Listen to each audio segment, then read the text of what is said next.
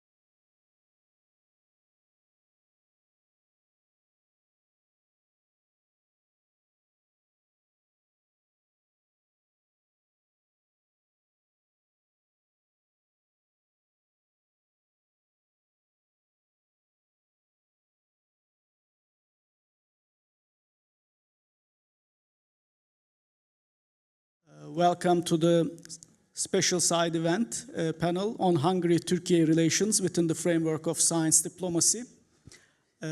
I'm Şener Aktürk. I'm the moderator and chair of this panel. I'm a professor of international relations at Koç University in Istanbul and also an associate member of the Turkish Academy of Sciences.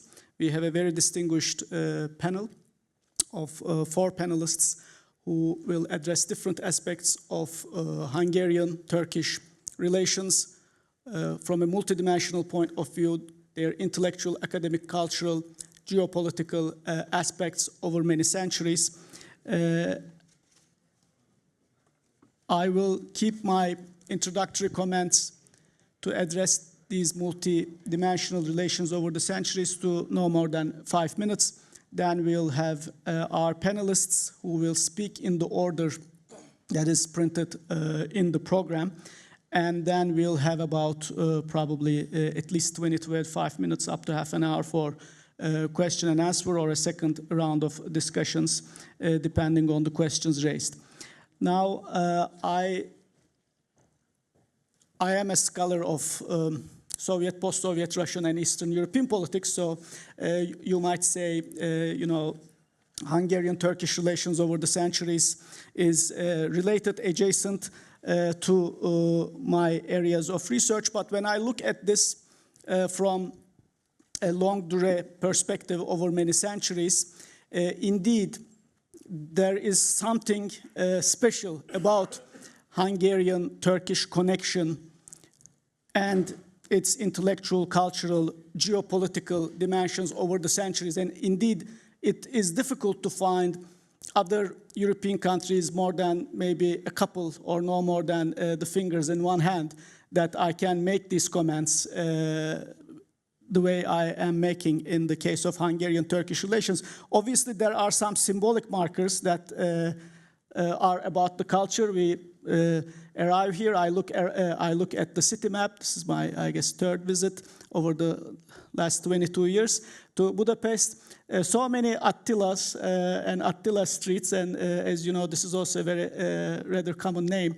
In Turkish, my most famous poet intellectual in the 1990s was an Attila, the rector of our university, who signed my, when I returned from the United States 15 years ago, had a first name Attila, and still this is a very symbolic cultural maybe marker, but I wanted to start with such a symbolic kind of point. But coming more to the substance of these relations, and as I mentioned, I can only approach this from a comparative political scientist and international relations point of view, because that's what I do, grand strategy, geopolitical identity debates in the long term.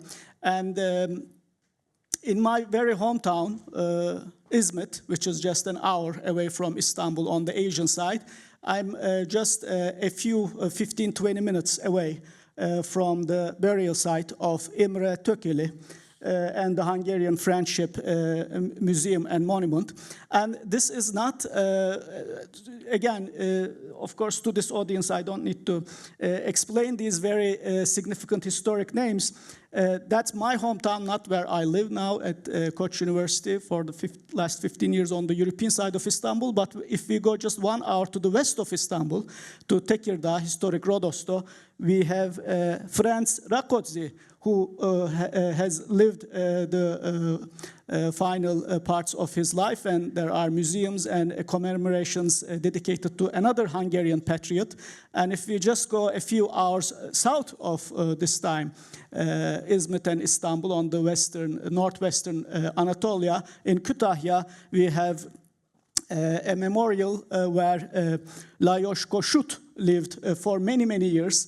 The Hungarian patriot leader of the 1848 revolution, and for a brief period of time, as you all know, leader of independent, liberated Hungary. So it is very difficult for me to identify any other European country with which Ottoman and Turkish over the centuries has this kind of relation. In just the space of 3 minutes, I have mentioned 3 very important historical figures who have continued their freedom struggle for Hungarian freedoms in what is present-day Turkiye and historically the Ottoman Empire. Not only that, this is the 17th and 18th and 19th century, right? This alignment continued to the present. Turkish Republic, when it is established and established its diplomatic representation in Europe, the embassy in Budapest, and my esteemed colleagues might correct me if I'm wrong, was either the first or the second established in Europe. Right? In 1924, just months after the signing of the Lausanne Treaty and the establishment of the Turkish Republic's embassy in Budapest and Warsaw would be the other very early one, was established, and very leading figures, historically significant Turkish figures, Hüsrev Gerede and then Numan Menemencoğlu, who also served as the Turkish Minister of Foreign Affairs later, served as the first Turkish ambassadors of the Republic of Turkey to Hungary. And as, again, our esteemed colleagues would no doubt touch on, Hungary is the most Western of the member of the Organization of Turkic States, Türk Konseyi. So this brings us to basically 2024, and it gives me an opportunity to, just in 60 seconds, mention the substantive content of our panel more directly, the intellectual and academic links are equally impressive as are these geopolitical, cultural, linguistic, and other links.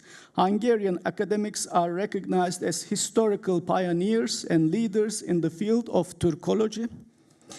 And with that in mind, I turn to our panelists who will address exactly this intellectual and academic dimension, the role of Hungarian and Turkish academics in the establishment and development of Turkology and Hungarology over many decades, if not centuries. Okay, so, and I first turn to Associate Professor Muhammed Zahid Atçıl from Boğaziçi University, who will present a historical overview tracing the evolution of relations between Turkey and Hungary and will examine pivotal moments that shaped their interactions in this field. The floor is yours, Professor. Thank you. Thank you. Hello, everyone. Good afternoon. My name is Zahid Atçıl. I am an early modern Ottoman historian. I will be talking on Hungarian-Turkey relations for only early modern period. My specialization, particularly concerning Hungary, was that I wrote a dissertation on an Ottoman Grand Vizier, Rüstem Pasha, who was very influential for turning Hungary into an Ottoman province in mid-16th century. And he was the actor for the negotiation with the Habsburgs concerning Hungary and its division.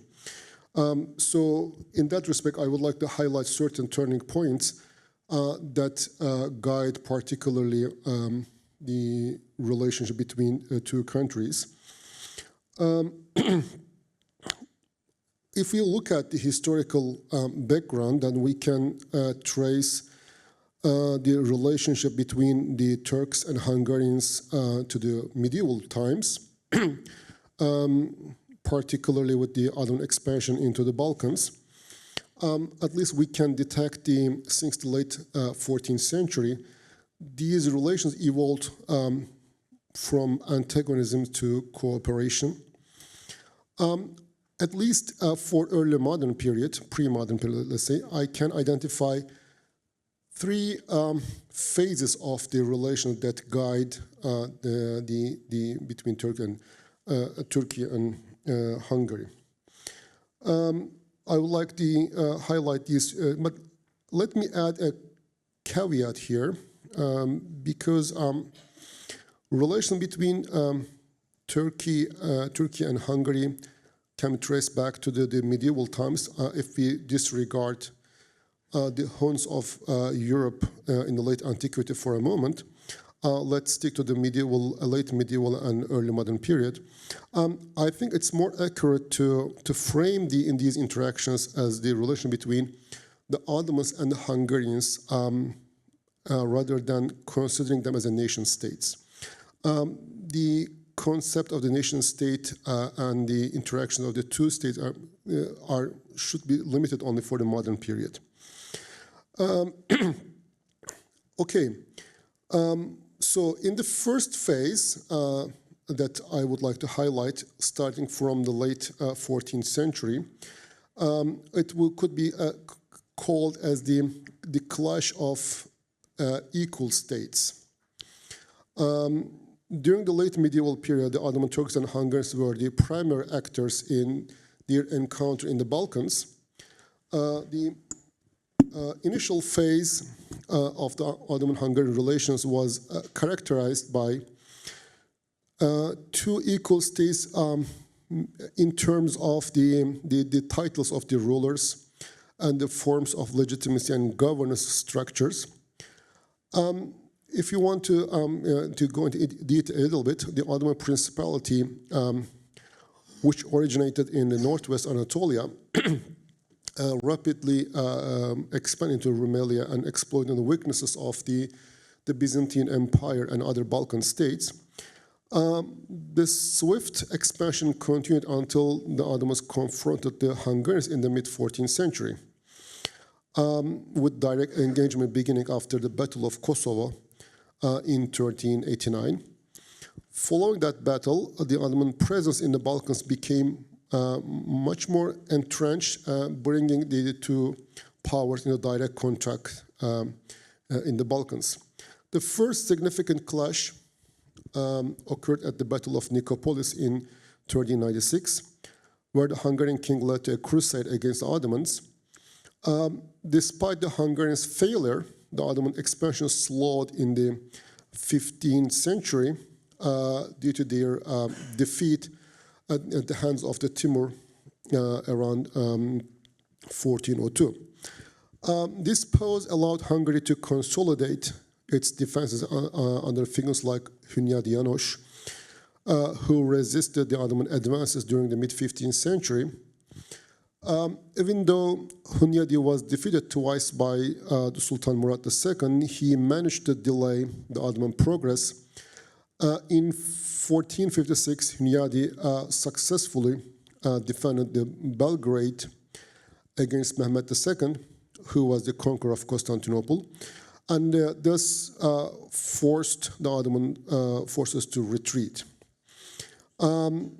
Starting from the first siege of Belgrade in 1456 until the Battle of Mohacs in 1526, the Ottoman expansion in the Balkans slowed significantly, if not halted entirely. This success was largely due to determined resistance of the Hungarians, Hungary during the the 15th century.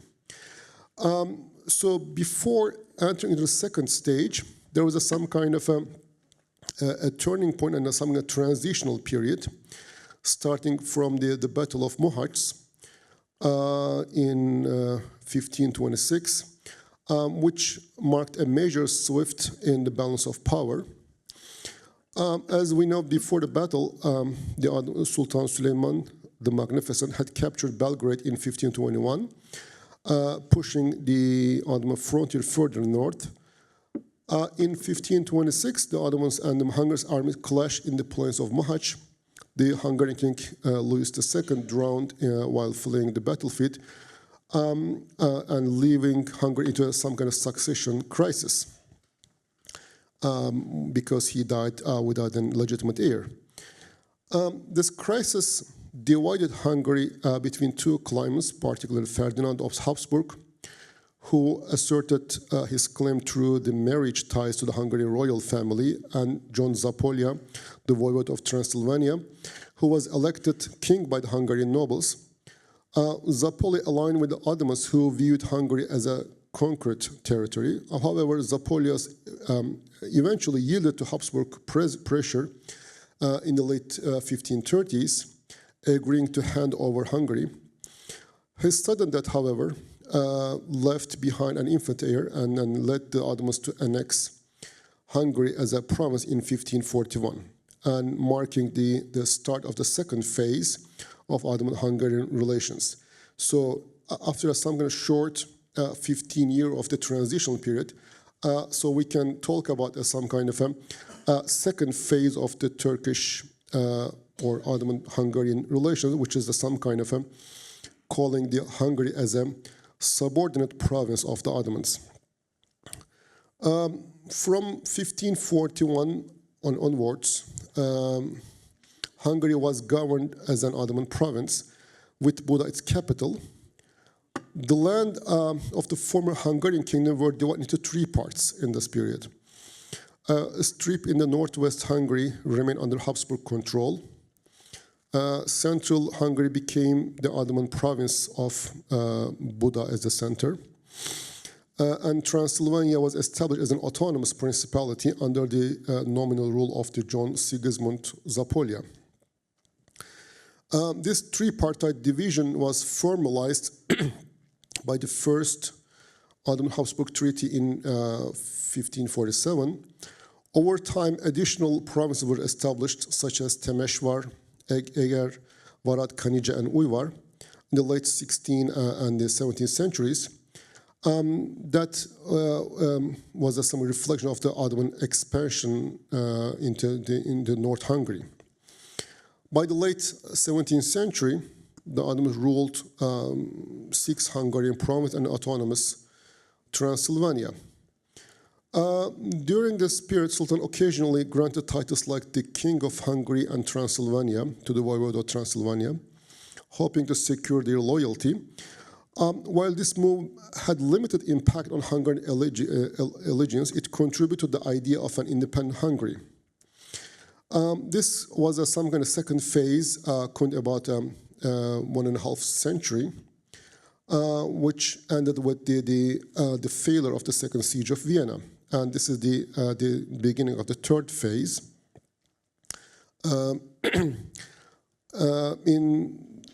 It started with the Ottoman defeat at the Second Siege of Vienna in 1683.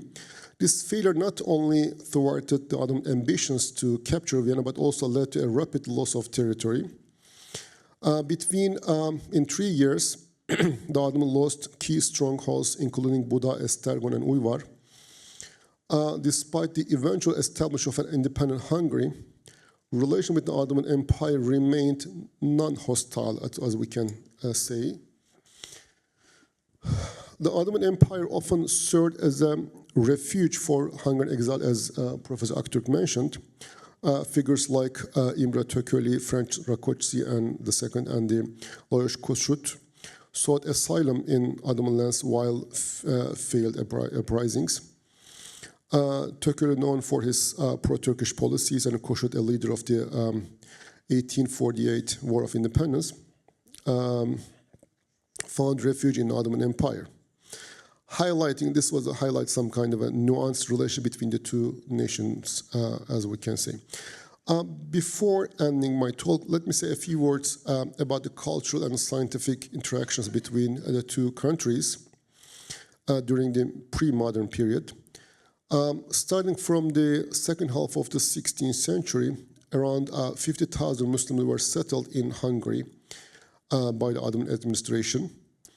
Many of them were from military backgrounds, serving as governors, commanders, or soldiers in the Ottoman army. Throughout the 17th century, the Muslim population grew, particularly among non-military groups. However, Ottomans began to withdraw from Hungary in the late 17th century. Most of these Muslims left and relocated to other parts of the empire. Nevertheless, small groups of Muslims continued to live in various cities, such as Eger and other cities. The spread of Islam in Hungary was facilitated not only by the military elite, but also by non-military figures, particularly madrasa professors, Sufi sheikhs, and bureaucrats involved in tax collection. Additionally, one of the most visible legacies of Ottoman culture in Hungary was in the field of architecture, exemplified by mosques, tombs, and the bathhouses. Unfortunately, many of these structures were either demolished or fell into disrepair following the Ottoman retreat, or more accurately, the architectural developments during the Hungarian modernization period in the 19th century overshadowed these early Ottoman contributions. Lastly, I should mention the origins of the Oriental studies in Hungary, particularly the contribution of Ignaz Goldziher, renowned for his research on early Islamic period. There was a constant interest in the Oriental languages such as Arabic, Persian, and Turkish. The Turkology in that is very important in that respect. I'm sure that my colleagues will talk more about these scientific and the exchanges between Hungary and the Turkish nation. Thank you.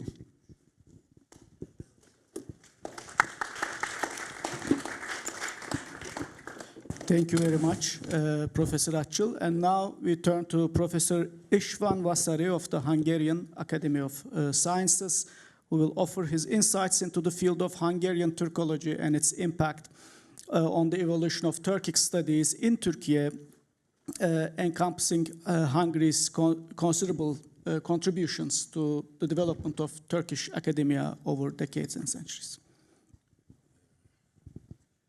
switch it on or? Okay. Ladies and gentlemen,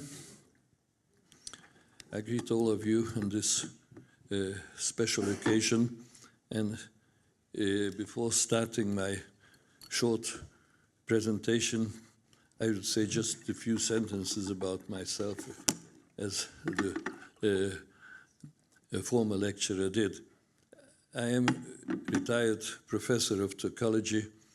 I've been working on the field of Turkology throughout my life, and incidentally, between 1990 and 95, after the change of the regime in Hungary and all over the world, after the collapse of the Soviet Union, I was invited to the Ministry of Foreign Affairs, and I served Hungary for 5 years there. I spent 1 year as Consul General in Istanbul and 4 years as Ambassador of Hungary to Turkey. These years are very remarkable and will be memorable throughout my life, and I hope I could contribute to the revigorating of Turkish and Hungarian contacts in the very first years of the new period. It was long ago, 30 years ago. So now, to turn to my lecture, just a minute.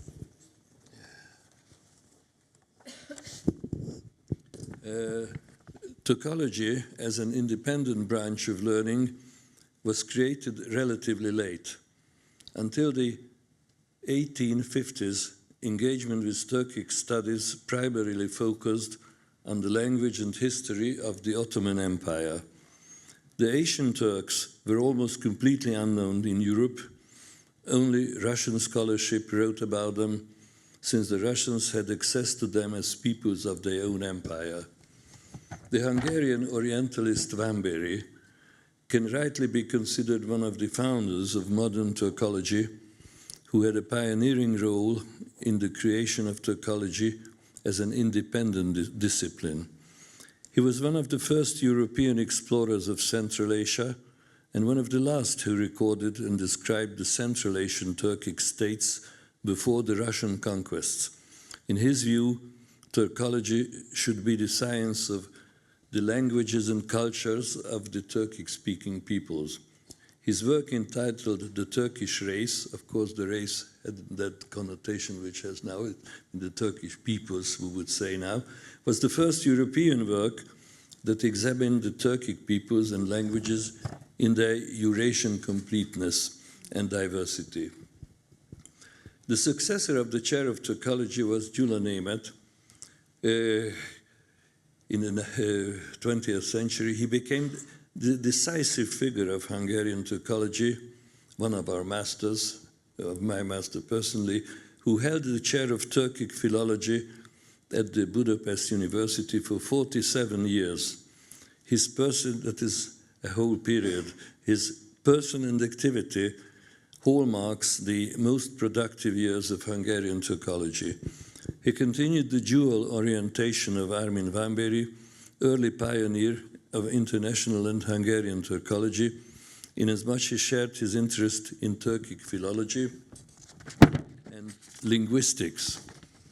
With the study of Hungarian, Turco-Hungarian contexts at different periods, he may be rightly called the founder of the Budapest School of Turkology, where he educated scholars who became professors all over the world. Following Vámbéry's and Németh's work, Hungarian Turkology started to flourish, which continued also after the foundation of the Republic of Turkiye in 1923. Several Hungarian researchers took an active part in laying the foundations of modern Turkology in Turkiye, and these few people, which I will speak a few words of in the following. Gyula Mészáros was an ethnographer, Turkologist and Orientalist. He studied Turkish language in Constantinople and then spent a year and a half among the Chuvash and Tatars in the Volga countryside, where he studied the language and ethnography. He returned to Turkey, where he became a scientific director of the then-founded Ethnographic Museum in Ankara. At the beginning of the 1930s, at the personal invitation of Atatürk, he became a professor at Ankara University. His most important work on Chuvash folklore and popular religious beliefs were published in 2 volumes and even have their significance today. The other scholar, Ignác Kunos, was a Hungarian Turkologist and folklorist, founder of research into Turkish folklore. Encouraged by the famous Turkologist Professor Armin Bamberi, he embarked to Constantinople. Being anchored in Istanbul, he often made trips to different provinces of the Ottoman Empire, and during his 5-year stay in Turkey, he was intensively engaged in collecting folklore material from different parts of the empire. In 1925, he was invited by the government of the new Turkish Republic to deliver lectures in Istanbul and Ankara, and simultaneously laid foundation of a department of folklore studies at the Istanbul University. He can rightly be regarded as the founder of Turkish folklore research.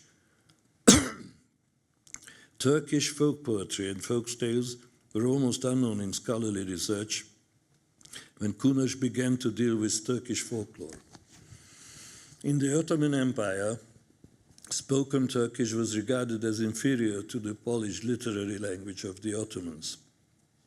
Nobody paid attention to the kabadil, to the crude language of everyday Turks. Folk literature was seldom put down and was maintained by oral tradition. Excuse me, because my voice.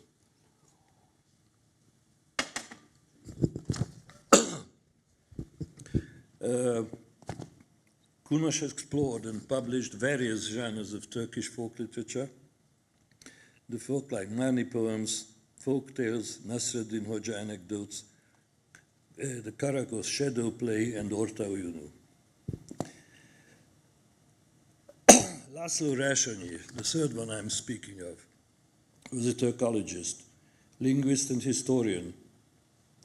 In 1932, with a Feridun scholarship, who was a Turkish consul in Hungary before the First World War and made a significant foundation, he had the opportunity, for Hungarian scholars, he had the opportunity to lay the foundation for his onomastic research. Excuse me, my voice often goes away.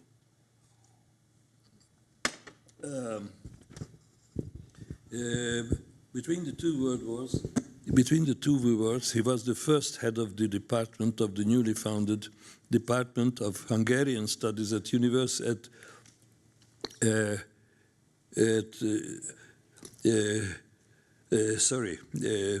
I go over to the third one, László Rázsonyi, who between 1935 and 41 was the first head of the department of the newly founded Department of Hungarian Studies at Ankara University, where he was personally invited by the Turkish President Mustafa Kemal Atatürk. The department considerably contributed to the upbringing of personalities who later held key positions in the political and intellectual life of the young Turkish Republic. With the curriculum he developed, he not only created the professional foundations of university education of Hungarian language and literature, but also ensured its infrastructural background with the creation of the Institute's library.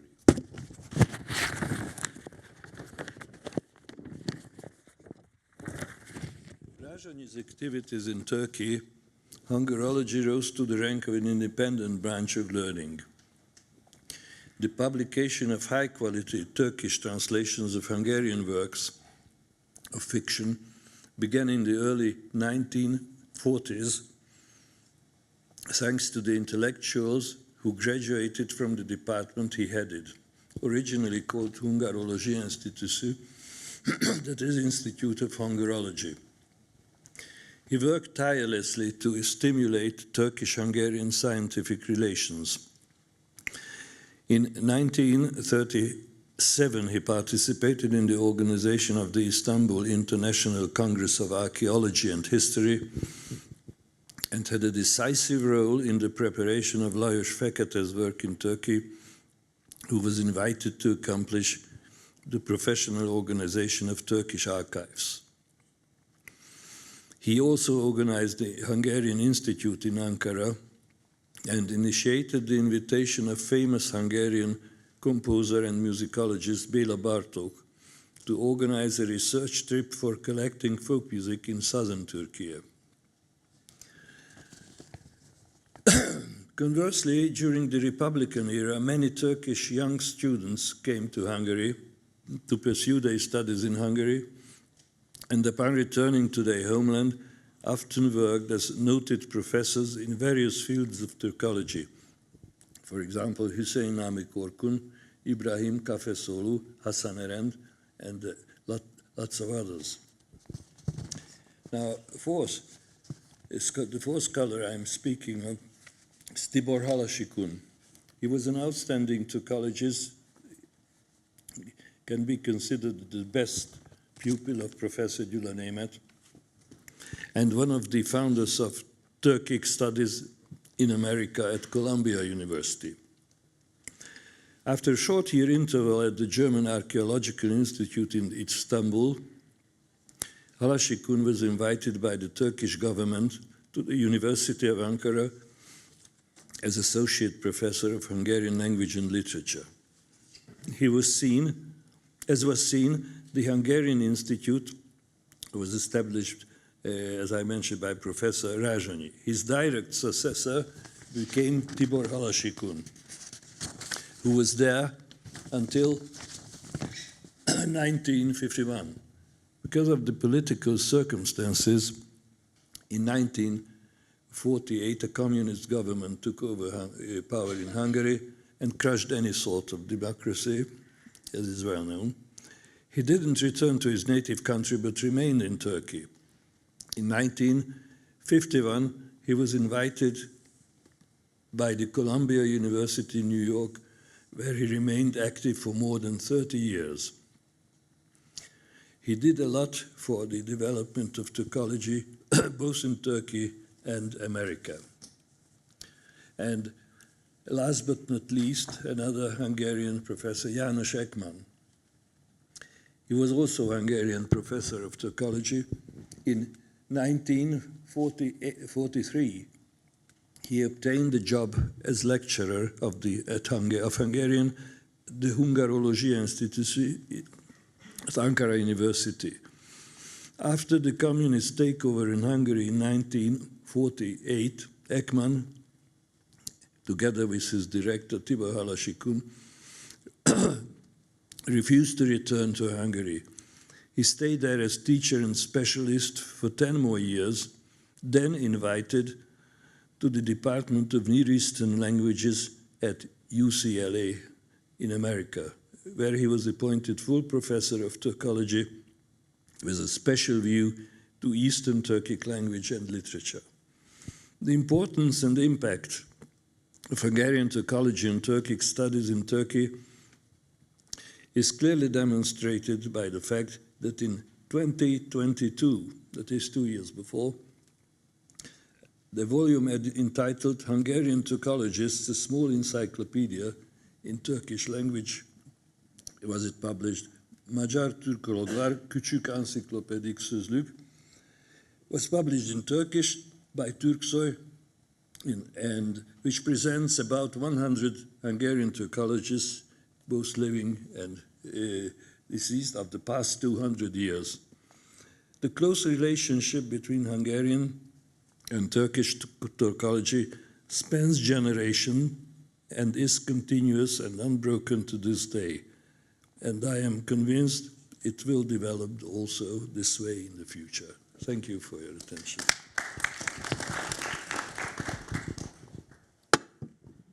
Thank you very much, Professor Vashari, for this thought-provoking presentation. And next we turn on the same theme to Professor Hacer Topaktaş Üstüner of the Faculty of Slavic Languages and Literatures at Istanbul University, who will further examine the contributions to Hungarology and Turkology as complementary disciplines that build bridges between the two countries and to academic communities over the long term. Thank you so much. Okay. You can also use this. Yeah.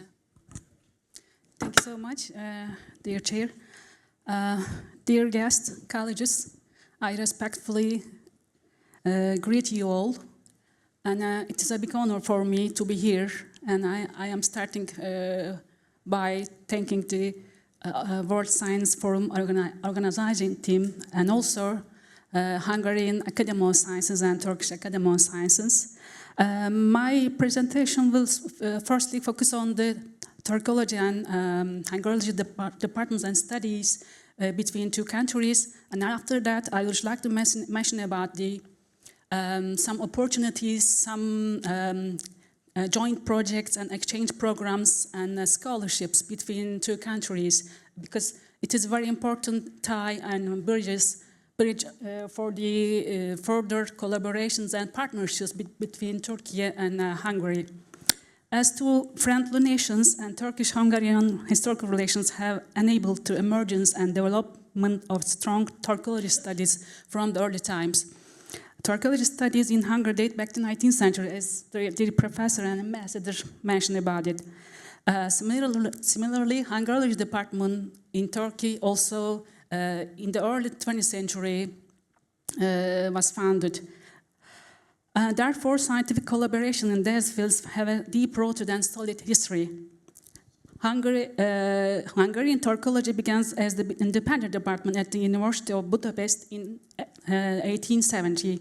Now, studies in the field of Turkology are carried out both in the Turkology departments of universities Eötvös Loránd and Szeged for a long time, and also in various history departments of the Hungarian universities. And similarly, academic studies in the field of Turkish studies continue in the Hungarian Academy of Sciences also for a long time. As you know, this year is the Turkish-Hungarian Common Culture Year, and very colorful academic events were held in both countries. Even the last 2 weeks ago, in my university, Istanbul University, a conference was held on cultural encounters between Istanbul and Buda. And also this week at Marmara University there was an exhibition on the Hungarians in the modernization of Turkey. And also the last 2 days ago in Kütahya, a huge comprehensive historians meeting was held because, you know, Kütahya was a very important city for the Turkish-Hungarian relations in the 19th century. I mean, Lajos Kossuth. And there are many scientists in Hungary who are experts on Turkey in many fields. Two of these valuable scientists are with us on this panel, and distinguished Professor Gabor Hamza and dear Professor István Vashari. I am honored to be on the same panel with them. If we are talking about Hungarian Turkologists, we see a very long list, as dear Professor mentioned many of them. Each of them has very valuable works in Turkish language, history, literature, and culture, politics, law, and other fields. In the 19th century, as Professor István Vashari mentioned, Armin van Bury was a very important figure, and very popular figure actually, because recently Turkish as an actor, it was a popular name because. And in the 19th century, Gyula Nimet and Ignat Kunosh also were among the leading Turkologists. Although we cannot mention all of them here, we should mention Armin van Buuren is an important figure of the 19th century, especially among the diplomacy environment of Istanbul, because he had very contact ties between the European diplomats and Turkish bureaucrats, and because of that reason, he was a very sacred person from the other side. And Van Buuren was a professor of Oriental Studies, and he was a corresponding member of the Hungarian Academy of Sciences in recognition of his translation from Ottoman historians. Even in the 20th and 21st centuries, the number of scientists working in the field of Turkish studies is quite high. If we look at names, we can see a long list. Among them, I would like to mention some names, especially historians, because the professor mentioned about the Turkologist as a language, culture, and literature studies. Gheorghe Almashi, Gabor Balint, Andras Bodrog Ligeti, Josef Budens, Josef Tori, Andre Desco, Zoltán Gombocs, Monica Molnár, Bila Erodi Ehala, Zsuzsa Kakuk, Geza Kun, Gheorghe Csorba, Eva Dobos, Bala Danka, Edina Dalos, Ferenc Csirkesz, Eva Agnes Canto, Eva Judicaki, Karoly Szegledi, József Blaszkovics, Arbat Berta, Ildiko Bellerhan, Gustav Bayerle, Imre Baszki, Clara Agyagashi, István Manko de Kongur, Gyula Moravcsik, Bernát Munkácsi, Gyula Nemet, Vilmos Prül, Antal Reguli, János Repicki, Geza Fehir, Gheorghe Hazai, Edith Tasnadi, István Vasari, Gabor Hamza, Gabor Agoston, Geza David, Palfador, Sandor Pap, Lajos Fekete. And the list is longer and longer, especially young scientists, young academicians. Really is very huge number, so I didn't have time to mention all of them. But really, it is very encouraging the young generation between two countries. So in the future, we will see more researches in this area, as I guess. In contrast, the Hungarian department of Ankara University is the only representative of Hungarian in Turkey. In 1935, upon the directive of Mustafa Kemal Atatürk, it was started as the Hungarian Institute under the presidency of Hungarian Turkologist Professor Laszlo Rassoni, with the establishment of Faculty of Languages, History, and Geography at Ankara University. Hungariology is still continuing his mission as a contact between the Hungary and Turkey and their common historical ties, and of course Hungarian language, literature, culture, and Turkish-Hungarian relations are on the subject of this Hungarian Institute. Tibor Halashikun and Janos Ekman contributed a very valuable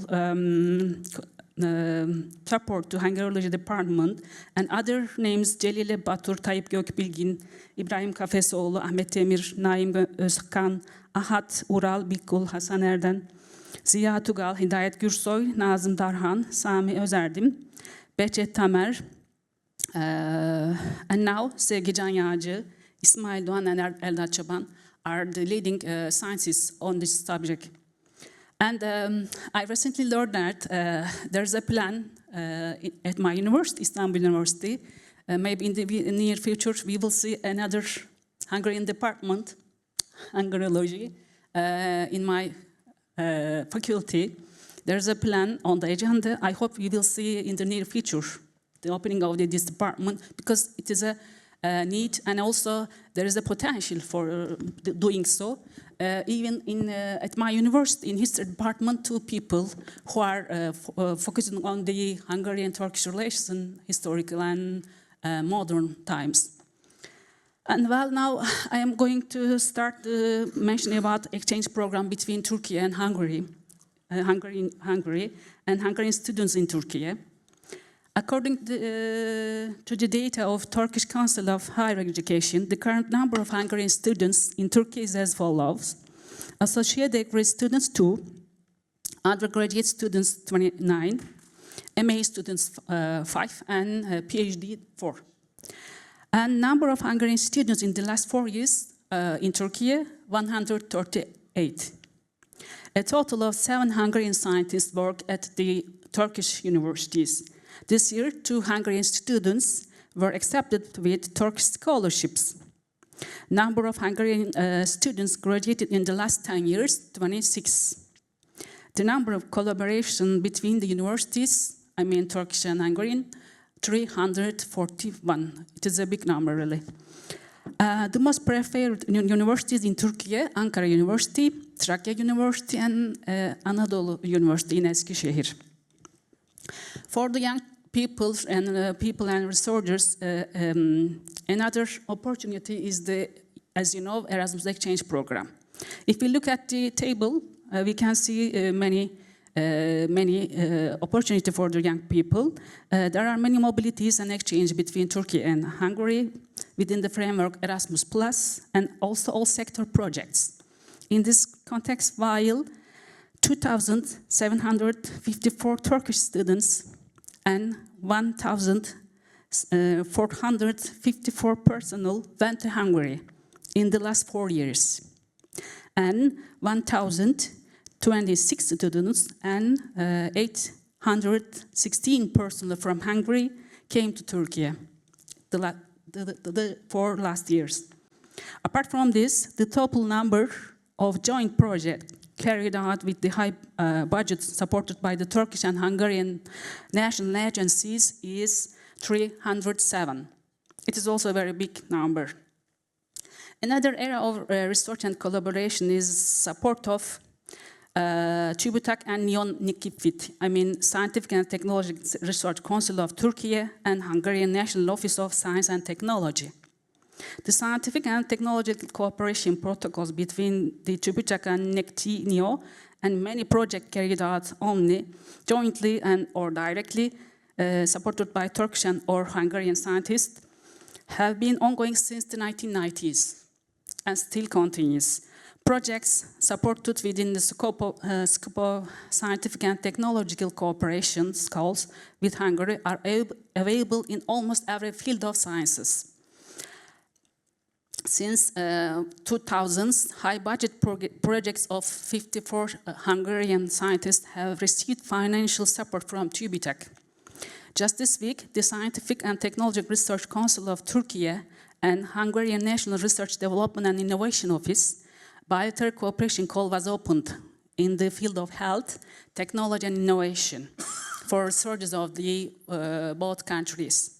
In addition, as you know, the next year has been declared as the year of joint science and innovation cooperation between Turkey and Hungary. And a protocol signed by the minister which will enable many projects. If we look at the table on the Hungarian governmental support for the Turkish students and scientists, we can see very rich opportunities for the people and researchers. According to the data provided by the Educational Chancellor of the Republic of Turkey, in Budapest, the Hungarian government has quite a lot of opportunities for Turkish students and researchers. The Hungarian government encourages and supports students of Turkish Republic in the fields of research, undergraduate, graduate, MA, PhD, and short terms, and also language courses. As a result of the bilateral agreement signed between the Turkey and Hungary, Turkish students benefit from the Hungarian governmental scholarship Stipendium Hungaricum. Scholarships are allocated to 200 students. It's a very big number. If we compare it with the other countries, it is a very big number. And each year in the categories of undergraduate, graduate, MA, PhD, and postdoc scholarship, separate quota are also given to the Faculty of Medicine, Nuclear Technologies, and Conservatory Education fields. Apart from these scholarships, there are also scholarships and research supports in different categories. This year, the number of students who are entitled to study in Hungary with the Stipendium Hungary cum scholarship is 126. And the total number of active students benefiting from this scholarship is 330. It is also a very good number. Similarly, the Turkish Academy of Sciences carries out joint projects with the Hungarian Academy of Sciences. The agreement and implementation protocol of the Hungarian Academy of Sciences and the Turkish Academy of Sciences has been started in 2001 within the signatures of presidents of academies, both academies. There is a strong bond between the Turkish Academy of Sciences and Hungarian scientists. Their distinguished works in the fields of Turkish history, culture, language, literature, politics, and law are great importance. I would like to give some examples, a couple of examples on it. For example, György Hazai, well-known Hungarian Turkologist and Ottoman scholar, was a full member of the Hungarian Academy of Sciences, an honorary member of the Turkish Academy of Sciences, and an honorary member of numerous academic institutions and organizations. He had some projects published by Turkish Academy of Sciences, for instance, Ferenc Badal Shitta, which consists of 42 stories in the style of the Turkish 1001 Nights Tales, and mentioned stories are among the most important prose work of the early Ottoman times, prepared by publication. György Hazai and Andrea Titze were published by Turkish Academy of Sciences some years ago. The catalogue of Turkish manuscripts in the Library of Hungarian Academy of Sciences is another his publication prepared by İsmail Parlatır and Hazai and published by the Turkish Academy of Sciences in 2007. In 2019, the work called Tezkiretül Evliya was also prepared by Hazai and published by Turkish Academy of Sciences. As a result, it's possible to see that in history and now, many Hungarian Turkish researchers and students, scientists, produce scientific works in the fields of Turkology, Hungarology, language, literature, history, international relations, politics, law, technology, innovation, and medicine, so on. In the last decades, many Turkish students who now can speak Hungarian are making valuable contribution to this field. This creates also a new area of synergy between two countries in the field of science diplomacy in relations between two countries. The number of scientists specializing in Hungary is increasing, especially in the history and political sciences, departments of Turkish universities over time, really. This further increases the scientific collaborations, educational opportunities, and exchange programs between Turkey and Hungary, and indicates that a rich legacy will be left in the field for the future. While closing my presentation, I would like to thank the Turkish and Hungarian Academy of Sciences, the Turkish Higher Education Council, the Scientific and Technological Research Council of Turkiye, and Turkish National Agency, and the Educational and Counselor of Turkish Embassy in Budapest for providing me the data. And I would like to express my thanks to World Science Forum organizing team for providing such a beautiful organization. Thank you so much. Thank you very much, Professor Üstüner, for this empirically rich and theoretically thought-provoking presentation. Last but not the least, we turn to Professor Gabor Hamza of the Department of Civil and Roman Law at Eötvös Loránd University and the National University of Public Service, who will provide a discussion of the legal relations between the two countries in the 19th and 20th century, which sheds light on the framework of bilateral relations. The floor is yours, Professor Hamza. So, highly esteemed Mr. President Şener Aktürk, dear and esteemed guests, thank you very much for the invitation. I think the topic I'm supposed to talk about is not only a historical one, but has an utmost contemporary significance. First, a few words about my most humble person. My family name is of Muslim or Arabic or Turkish origin. I can trace back my family background. The documents are available in the archives of the Pest vármegye, Pest district. Date back, Sanjak Beg Hamza was in the 1630s under the Ottoman, how to put it, Ottoman period of the Kingdom of Hungary in the Erd Sanjak. And Jami is still there. One of the major thoroughfares of Budapest is named after him, Hamza Begi út, and besides leading to Erd, which the name of Erd was up until 1870 Hamza Beg, and still the national minorities, in particular the German and the Serb ones, still use instead of Erd Hamza Beg. And there is even a small island near the Chapel Island having the name Hamza Beg Island. So far about my family background. As far as my interests towards the Ottoman Empire and also present-day Turkiye, the köprü, the bridge, the scientific one between my person and Turkiye is Roman law, Roma hukuku, for several reasons.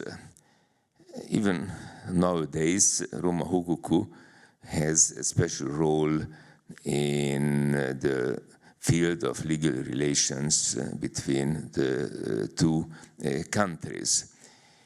The first time I had the occasion to pay a visit as a participant and as also a panelist at an international congress took place as early as 1978 at Ankara University at the invitation of Professor Kudret Ayiter, who was a highly esteemed Roman law as well as civil law as well as comparative law specialist in Turkey, and besides a pupil, a disciple of a famous Hungarian Roman law, civil law and comparative law specialist, Andreas Bertalan Schwarz, who was invited by the then president of Turkey, Kemal Atatürk, in 1934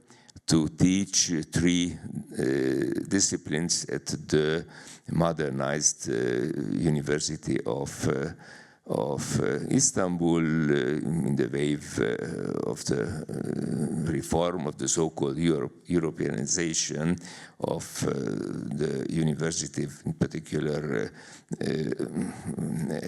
law schools in Turkey. Back then, only 2 hukuk faculties existed in Turkey. The first one, the successor university of the Darül Fünun, Istanbul University, and the University of Ankara. Even I still had the occasion to know also personally the highly prestigious professors of the hukuk faculty of the Istanbul University, namely Madame Rado. And actually, I would like to mention that she's the aunt of the Nobel Literature Prize winner Orhan Pamuk.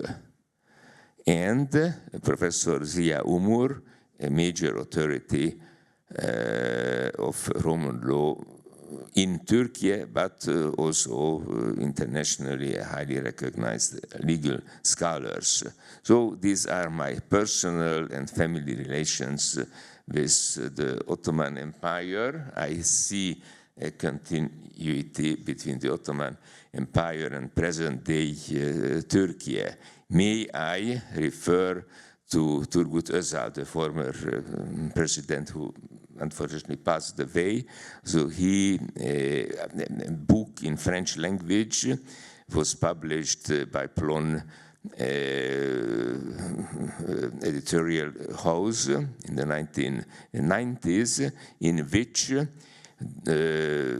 French scholars, the preface is, the author of the preface is the former president Turgut Özal, that according to which the Turkiye, the present-day Turkiye, is a successor state of the Roman Empire, the Third Rome. So this is also a very important thing, and this explains to a considerable extent the importance of Roma Hukuku, of Roman law, importance, and also as a bridge, as a couple between Turkey and Majaristan. And now we are participating at an international conference on the panel Science Diplomacy. And may I refer to a not a very well-known fact. In July, as you know much better than I do, on July the 24th was signed the Peace Treaty of Lausanne. So replacing, fortunately, the infamous so-called Peace Treaty of Sèvres. And the Allied and associated powers wanted, and this is the legal aspect of the Peace Treaty of Lausanne, wanted to continue the humiliation of the Ottoman Empire in a way that in the text of the Peace Treaty, the foreign citizens would have a special treatment, were not supposed to be subjects of the Turkish legal system. And then, of course, the peace delegation in Lausanne rejected definitely this more than strange, more than awkward, more than humiliating idea. And the mediator was the prestigious lawyer who actually was not par excellence Roman law specialist. Nonetheless, he was quite knowledgeable as far as Roman law was considered. Montagna. He was also representing the Italian peace delegation. And finally, a compromise was achieved, and the Montagna formula was adopted, and the then Minister of Justice of Turkey, actually the Republic of Turkey still was not in existence, because it was, as far as I can remember, was proclaimed in the autumn of the same year. And Beskurt, the Minister of Justice, the government, of course, existed. And so this idea was rejected. Nonetheless, on the other side, Turkey obliged herself or itself to modernize its legal system, which is not correct, because, and now a few words about the essence of my presentation in a very abridged way. Turkey had no need to modernize its legal system, because the modernization of the Turkish legal system started in the first half of the 19th century. The edict, the famous Edict of Gülhane, dating back to 1839, laid down the fundamentals of the reform of the Turkish legal system. We are in the Tanzimat rebellion period, and a comprehensive legal work was brought about, consisting of 16, as many as 16 books, regulating all spheres, starting from civil law, penal procedural law, administrative law, and so on and so forth, commercial law, trade law as well.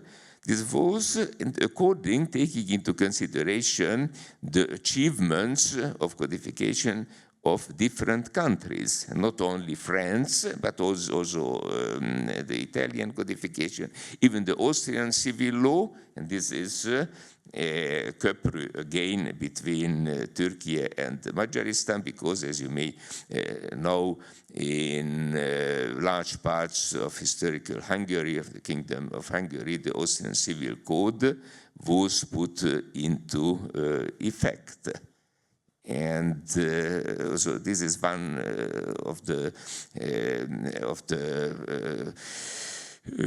connecting points between the legal system of Turkey with regard to codification and Hungary. And in the same period of time, we are in the first half of the 19th century, also in Hungary, in Hungarian in the Kingdom of Hungary, the modernization took place, and we have documents that the Hungarian Diet, the bicameral Diet, back then the capital of Hungary was not Budapest but Pressburg or Bratislava, no, took into consideration the ongoing codification, modernization taking place in Turkey. And then Hungary was one of the last countries in Europe where the civil code took the form of a codification. First, the draft civil code was not put into effect, but the judges applied it, implemented it as if it had been adopted, promulgated by the Hungarian parliament. This is the draft civil code dating back to 1928. Was taken into consideration in other countries, not that much in Turkey, because Turkey in 1926 put into effect its civil code, and in the same year also a commercial code, and then so the second civil code was put into effect with particular regard to the Swiss civil code, and this is a second point which has to be taken into consideration. Also in Hungary, the century-long process of codification was had two sources. First, the German civil code, and later it replaced, as far as its importance was concerned, by the Swiss civil code, and the same occurred in Turkey. The Bozkurt, I mentioned the first Minister of Justice. He was educated in Neuchâtel, where the French version of the Swiss civil code was taken into consideration. And this was the case also with regard to the 1928 Hungarian draft civil code. So the codification process went parallel in Majaristan and in Turkey. So finally, our first civil code, properly speaking, was adopted in 1959. Unfortunately, there is no Turkish translation of it, but was translated into French and into German, and there is even an English translation. And the codification, in particular the professor of Roman law at the Szeged University, Elamir Póllai, Velimirius Póllai, took into consideration as a member of the codification committee also the Turkish experience of codification, and that was extremely important, but should be more emphasized even in our present day. And to finish my reflections about similarities, so almost there are no differences, mainly similarities between the codificational experience between Turkey and Majaristan, and the same took place when the second Hungarian civil code was put into effect, because meanwhile Turkey in 2002 put into effect a new civil code. Then the same scholarly disputes whether the concept monist or the concept dualist should prevail, also the same debate at scholarly level. And to sum up, both historically and contemporarily, there are striking similarities between the codificational experience between the countries, and a major task before us, in front of us, is to deepen this knowledge and emphasize these similarities also in the sign of the historical friendship between the two countries. Thank you very much for your kind attention.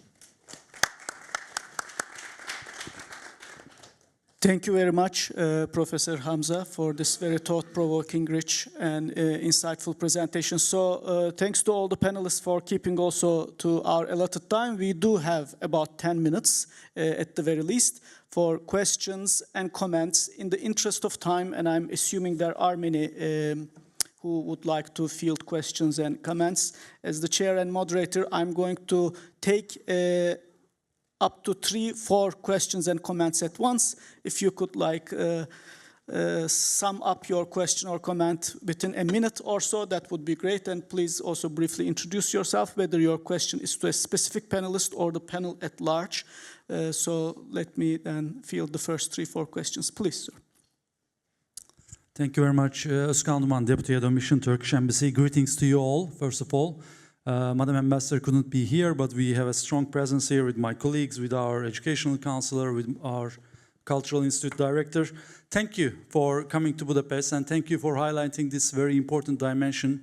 Greetings to Hungarian Academy of Sciences and Turkish Academy of Sciences for doing this side event, because I find it very timely and relevant. Timely because you discussed 2024 was the year of culture between Turkey and Hungary. We have done a lot of events, more than 100, in Budapest to uncover the historic relations between Turkey and Hungary ever since the 16th century. For me personally, one striking feature of Turkish-Hungarian relations is the strong scientific component. You know, between any two countries, you would find the political relations, economic relations, people to people. But when it comes to Turkey and Hungary, we have a very strong scientific collaboration. The interaction between the academic communities. You mentioned some of those, the Turkology, Hungarology in Turkey, even the Feridun Bey Scholarship, the late Ottoman consul in Pest, 1886, when he donated his wealth for Turkish students to train in Hungary, to get education in Hungary. Then there was the war, the Great War, and that scholarship went to Turkology studies, apparently. And we owe them a lot for their contributions. And then during the early Republican era, of course, we had a lot of Hungarian engineers, experts, academics who helped us a great deal to build the country from scratch.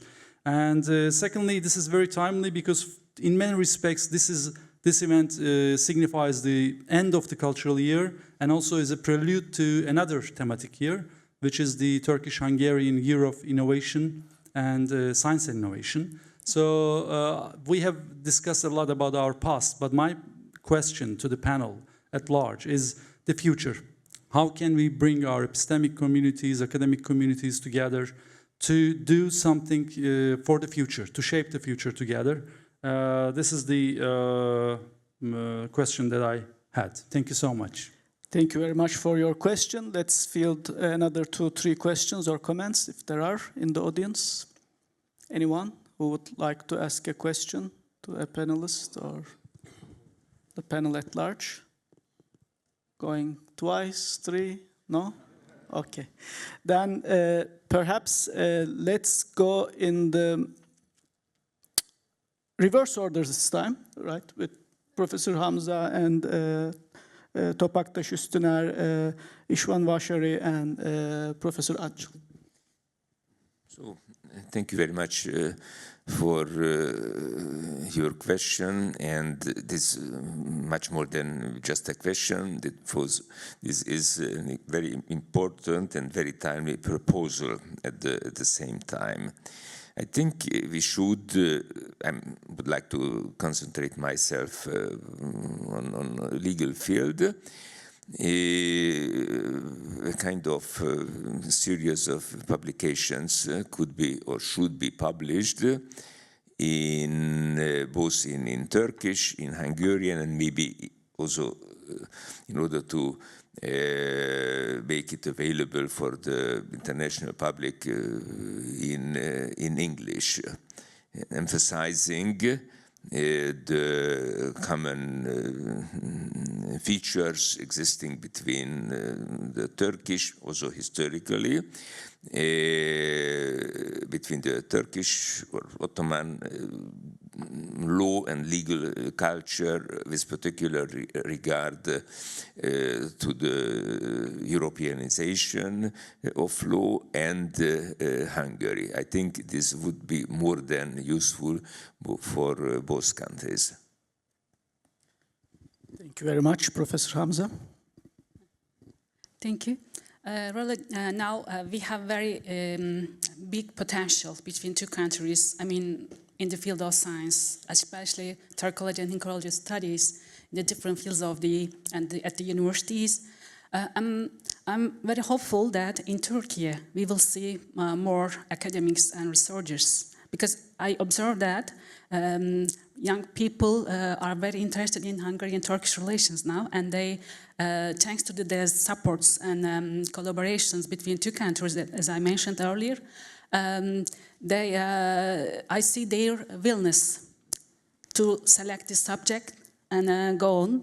So, if the case, we will probably see much more Turkish, researchers in this field. And if at our university Hungarian studies will be opened, it will be a very big opportunity for the young people and for the future. I mean, I hope we can see. Thank you.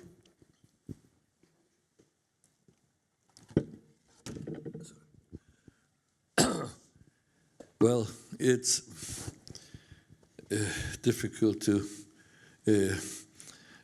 say something. It was a very general question, and I think that what I feel that for more than 100 centuries, Hungarian scholars, Turkologists, linguists, historians really made a pioneering work in establishing and founding modern Turkological studies. And really, the Turkology of the Ottoman Empire and Turkey owes a lot to these Hungarian scholars. It went on also after the Second World War, although officially our contacts with Turkey as a member of NATO and we as a member of the Warsaw Pact and a socialist country was a very low key. But after 90, I witnessed a really sudden change And Hungarian, the Turkish cultural context was so much reinvigorated that now, although for a long time Hungarian Turkologists were teachers and helpers of Turkish Turkology, now it turned.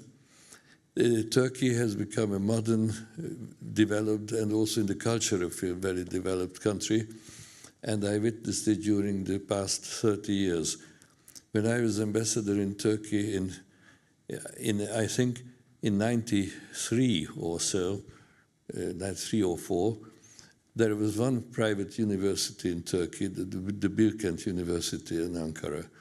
I think at that time a degree was brought that each il or province should found a university. Now in Turkey, I think there are more than 100 state universities and a lot of private universities. Some of them are really excellent, just to mention the Koç University, the Sabancı University.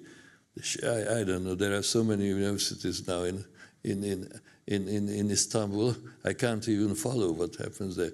It means that hundreds of scholars have a possibility to pursue their work, their scholarly, their research work. And Turkey, after all, it's the heart and center of Turkic studies in the world, since Turkey is a national state and it belongs to the national studies. That is it's Turkey's main role to know its past, its language, history, and literature. So really now, I may say, in Turkology, Turkey has become a leader of studies in the world. So it's a time, although we try to keep abreast of developments and have good contacts with Turkish scholarship. Now, I think up till now, Hungarian scholars gave a lot to the Turkish scholarship. Now it has changed, and we are the pupils who need to study and have new impetus from to our Turkish colleagues. So I think that's the way we must accept it. We were pioneers, and now we must be in good contacts and develop our good friendly and scholarly contacts with Turkish Turkologists and Turkology. Thank you. Thank you, Professor Vashari. Okay. Thank you for highlighting this point of cooperation. Professor Vashari mentioned about some private university in Turkey, but there was a private university in Budapest, Central European University, which recently moved to Vienna. There was some kind of a mechanism or some kind of a structure that Turkish students were attracted to Budapest to continue their academic career. Then they moved to other countries, maybe the United States and other European universities. So in other words, what I would like to highlight is that, okay, we want some kind of cooperation among the scholars and the students, but we should talk more about how we can structure and facilitate these kind of cooperations, and maybe the academies of the science of the two countries may be a leading role in this context. The other thing that the exchange programs among the students are the easiest one. I think what we can focus on the cooperation and exchange of the professors rather that would be much more influential in the long run. What I see is that the scholars both in Turkey and Hungary might work to each other subjects, but they are not communicating with each other. That's the sad part that we should be focusing on. Thank you. Thank you very much. Thank you very much, Professor Atçıl, as well. And that actually gives me an opportunity to provide, 1 or 2 minutes of follow-up that complement what has already been said. As I already said, I'm not a historian or Turkologist. I'm a comparative political scientist and an international relations scholar. That's in part why I'm moderating and chairing rather than participating as a panelist. But that actually also allows me to say that there is a lot of opportunity for interdisciplinary studies that go beyond where this scholarship has started. And I can pick on just 2 comments, both from the far right and the far left, from Professor Atçıl and Professor Hamza. For example, you mentioned one of many understudied aspects of Hungarian-Turkish relations. All of these Muslim communities and intellectuals left from the Ottoman times, tens of thousands of them. When I was doing comparative political historical research and discovered Tarihi Peçevi, the history of Ibrahim Peçevi.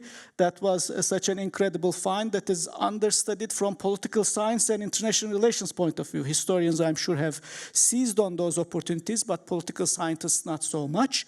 And compare how much, let's say, the Islamic or Turkish histories of Spain and Portugal and other parts of the world are studied compared to how little the Turkish-Hungarian dimensions, both in Turkey, I mean the names I've mentioned from Tökeli and Kossuth and others in Turkey, but also what Professor Hamza related with his family history, Hamza Beys and other Ottoman Turkish Islamic notables and communities left, and their legacies, architectural, legal, personal, intellectual, and otherwise, provide a tremendous opportunity to study from an interdisciplinary point of view in the future. And finally, since I do teach politics of Eurasia since 1914, I should say that our field, as is very well known, is very Russocentric. And I mean, I've also learned and speak Russian because Soviet, post-Soviet, Eastern European, Eurasian studies was very much centered on the study of Russia. But it's past time to decenter that, right? We need to move to a different way of studying Eurasian and Eastern European politics that pays greater attention to Poland and Hungary and Ukraine and many other countries and polities and societies that have been understudied. And this is, for many reasons, this is actually the time to move in that direction in political science and comparative politics as well. Thank you very much for your interest and patience. It was such an exciting opportunity to meet all of you and have this symbiotic intellectual exchange. We have reached the end of our time. Thank you to all the panelists and audience.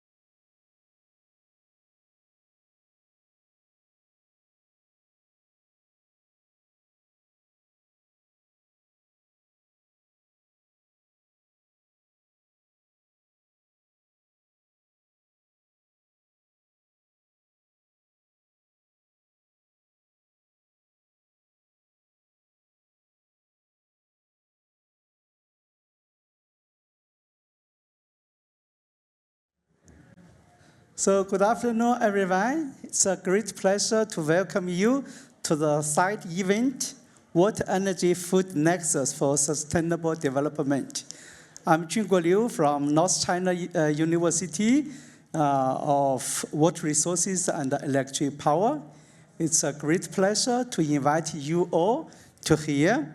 I would like to first give a brief introduction about this slide before I invite the speakers to come to the floor. So in fact, for the topic, Water Energy Food Nexus, these are the big issues. Agriculture accounts for about 70% of our water use worldwide, and the food production and its supply chain account for 30% of energy use, and energy production accounts for 15% of world water use, and the water withdrawal, distribution, and wastewater treatment account for 8% of the world energy use. So the water, energy, food, they are linked to each other closely, and also the implementation of water, energy, and food is very important for sustainable development.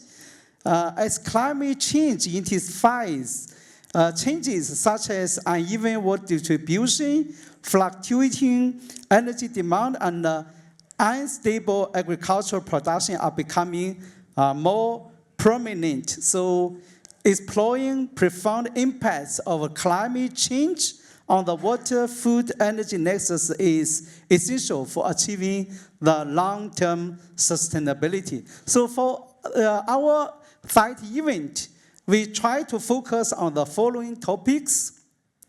The first one is Earth observations and advanced technologies for water and energy efficiency. The second is the sustainable agricultural practices, conserving water and increasing food security.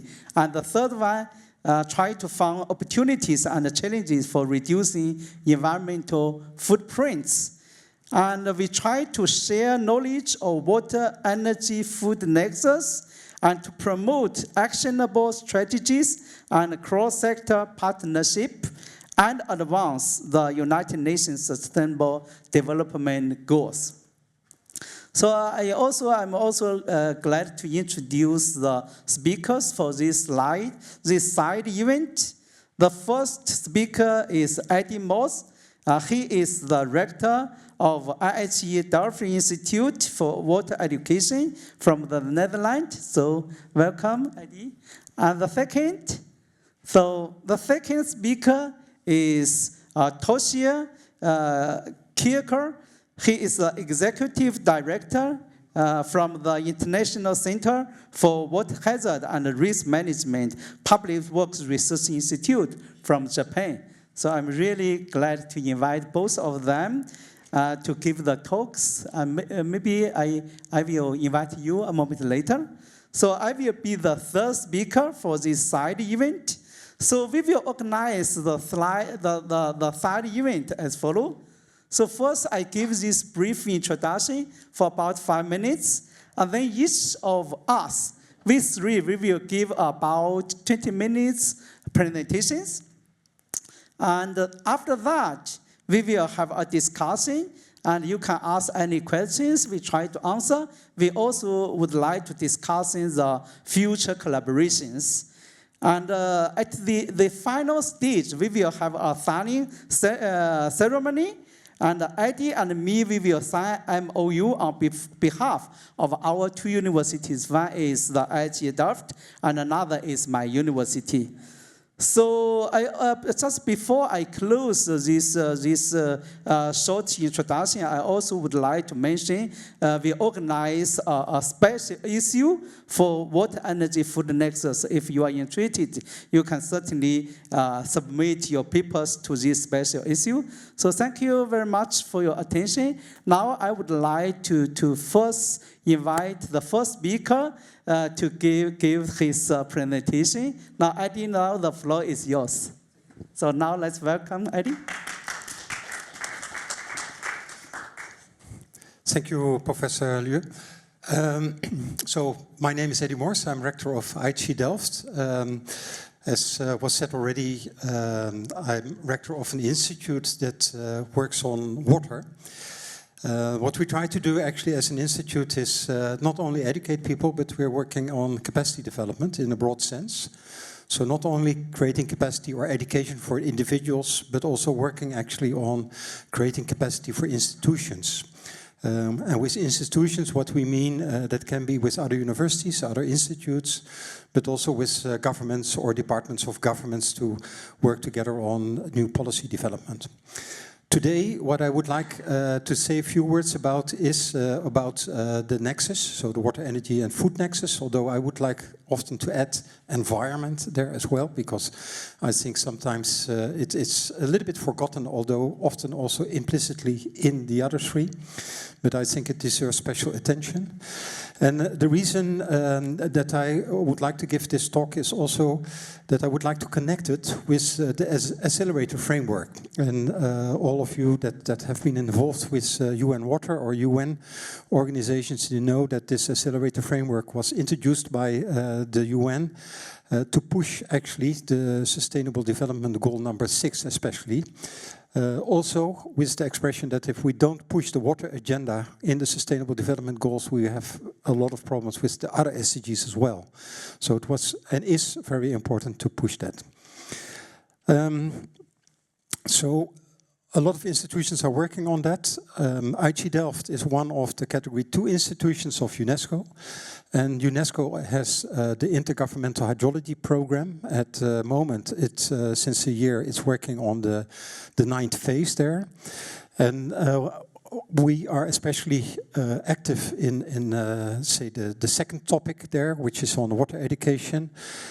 China is actually the lead member state on water education in this program, but the Netherlands, and through the Netherlands, IHE Delft is the co-chair of this particular initiative, indicating how important we think that education is, but also not ignoring the other 4 that are also important in there.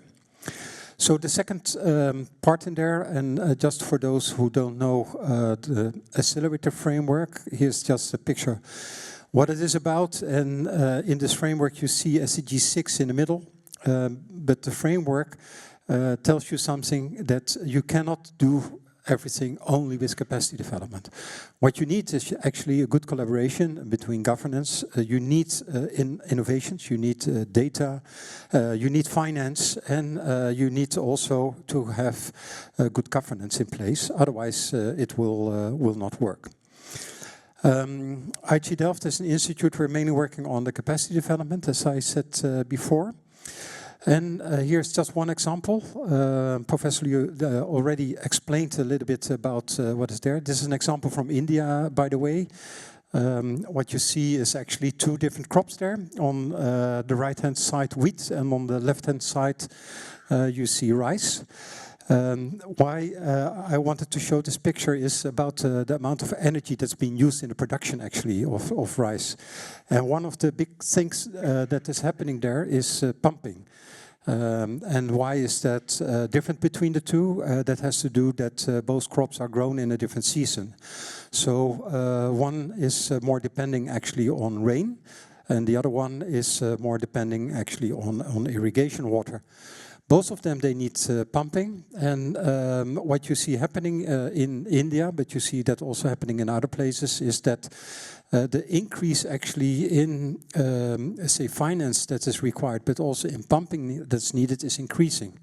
And that has to do with the fact that the groundwater table in a lot of places is lowering. And with the lowering of the groundwater table, you need more energy, and by that you also need more financing actually to make the same production. So I just wanted to show you this as one example on where you have this very strong link actually for the production of food between water and energy. And what I also wanted to show in this one is that there is a link that you can translate in economic value. So if you then start talking, for example, with a government or with an organization there, you can make a sort of estimation where you know if you make a certain choice that it will cost you a certain amount of money. So where do you want to put your cost price? And I think this is for agriculture in a very broad sense. I also had to talk with a representative of Shell, that's an oil company, not directly related to food, but they make the same actually decisions, and that is about how much money do they lose or do they have to invest in treating water, and what production do you want to make. So there are a lot of economic decisions that are taken in this link about water, food and energy. I also think that it's a very nice link to put on the table if you start talking about negotiations or if you start talking about where to put what sort of investments. So also for transboundary issues, I think it's an important one. And here I don't necessarily mean international transboundary issues, but I also mean actually administrative transboundary. So also between villages, between certain regions, you will have those discussions. Who's going to use how much water, what energy, and what food production do you get out of there? One other important part in there is that I think at the moment we are improving actually our data information. This is an example of work that we do together with the FAO, so the Food and Agriculture Organization, where we supply them with other partners with data. This data availability is becoming much better. So at the moment on a global level, the data are becoming available at 30-meter level, and I think that's quite interesting because that means that you can also have other informations and uses of that.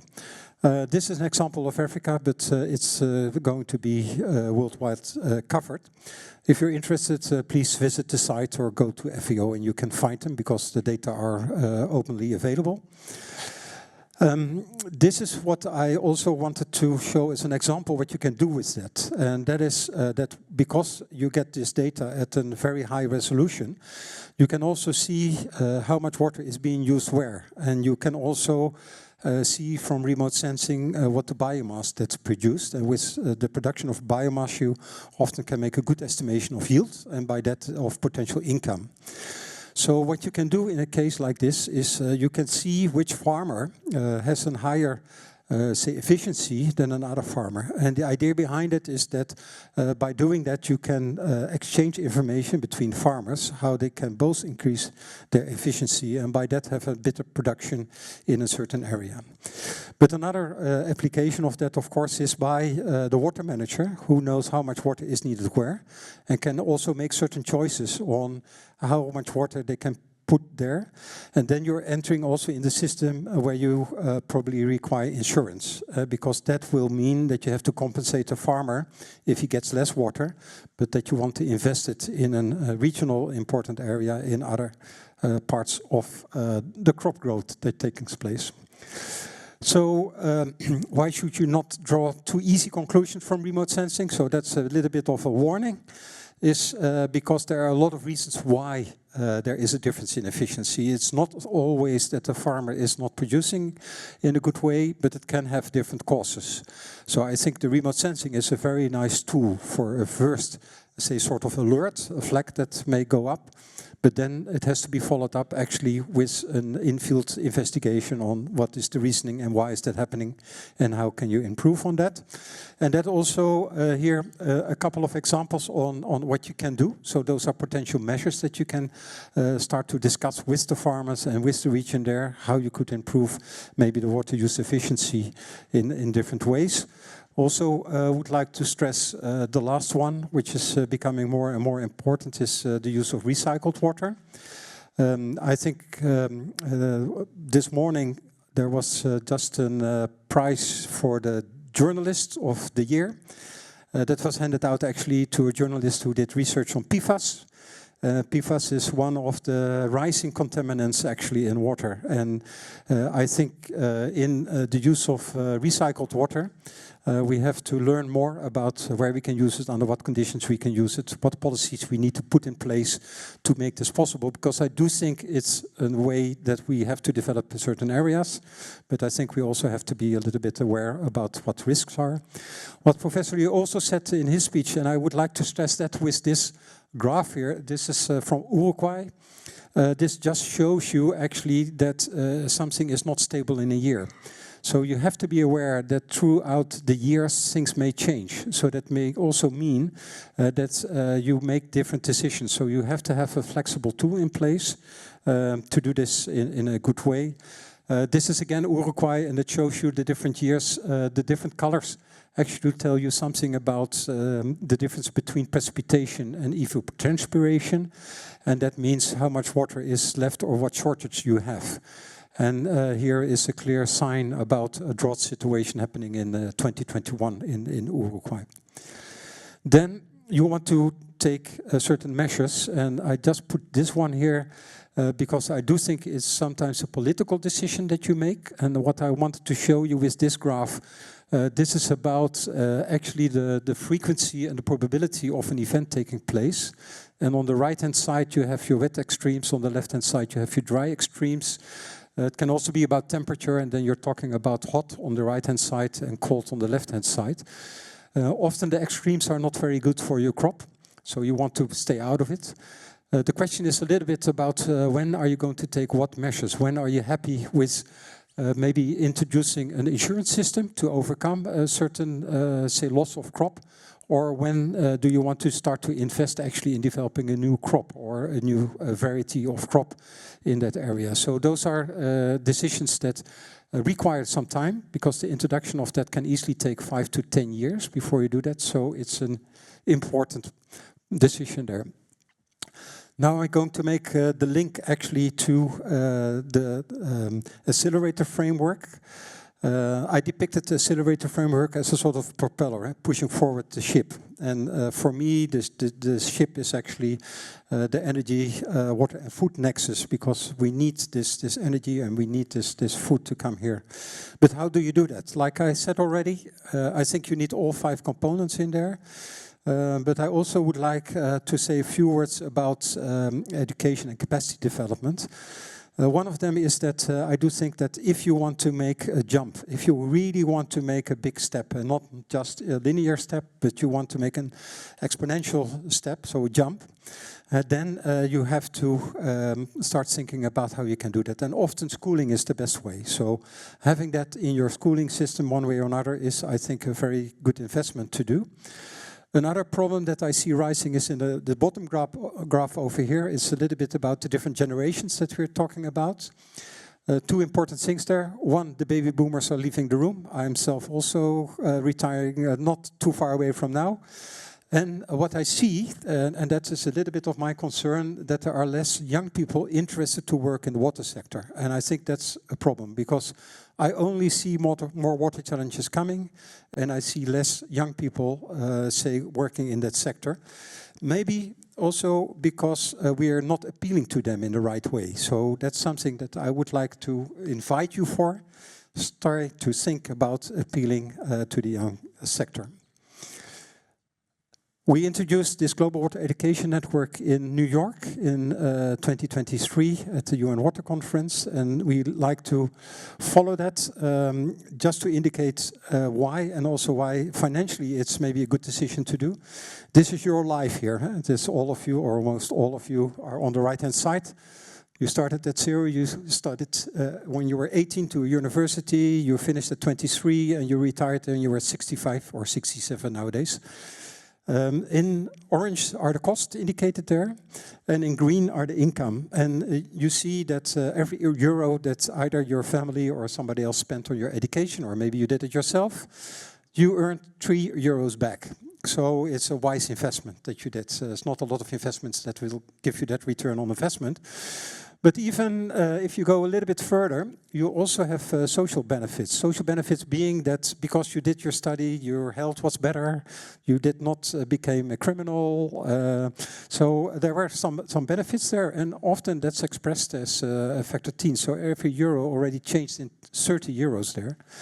And then for the society, it's even more because you had a better job, better income, tax income is bigger for the society or the country you're living in. So every euro invested in education translates into 300 euros worth for society. So why are we not investing more in education? I would be in favor of that. This global education network, I already spoke about. If you're interested, please approach me afterwards. I can tell you a little bit more about it. And the last thing I wanted to tell you is every 5 years we are organizing a capacity development symposium at IHE Delft. Next year we will have the 7th symposium taking place, so that's already for the last 35 years.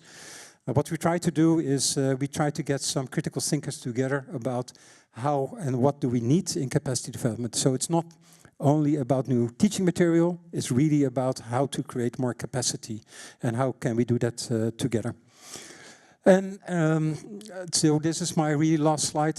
So I do think that this framework, this ESSILA framework, can be used as a propeller to push forward this food energy nexus, where water is a very important part in there. And with that, I would like to thank you for your attention.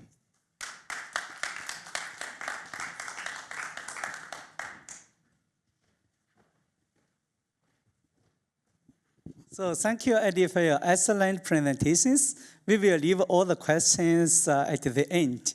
So now I would also like to invite the second speaker, Toshio Kirker, to give his presentation. Now the floor is yours.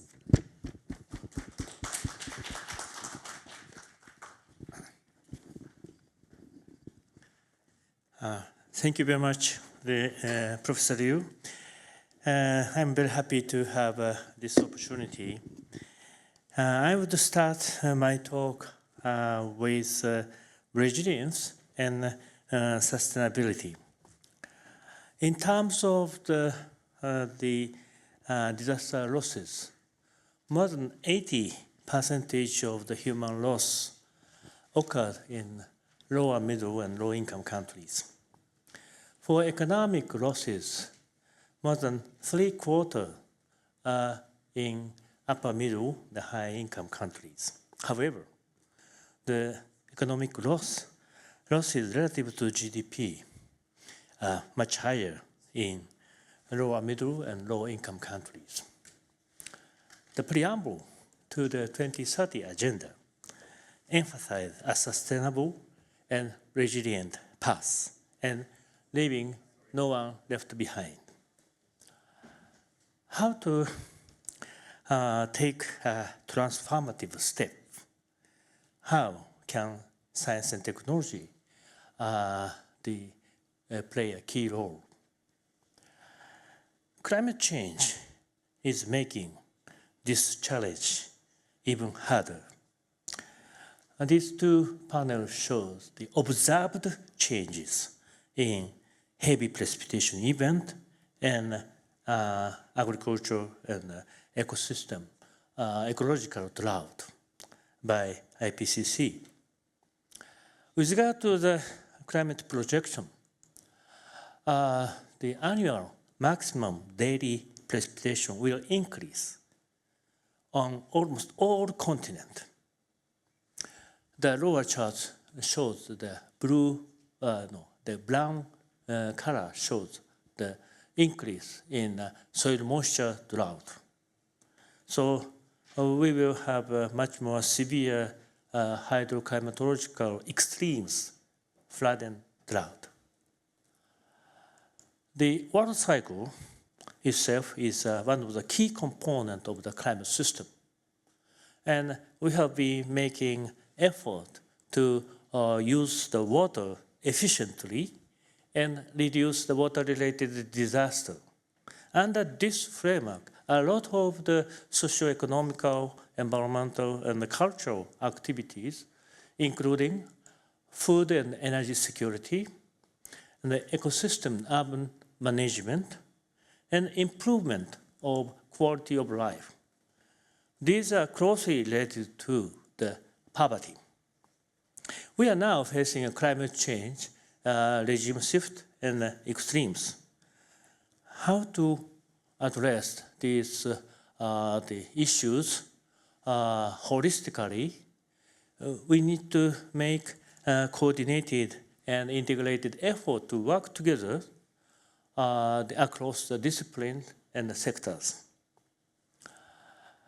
And then we can mitigate and adapt to the change, and we can take a transformative step, a sustainable and resilient path.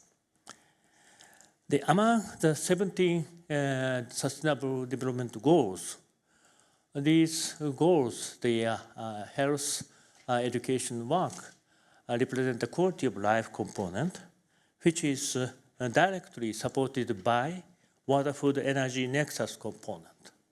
And natural environment and artificial environment closely linked to the quality of life and water, food, energy nexus component.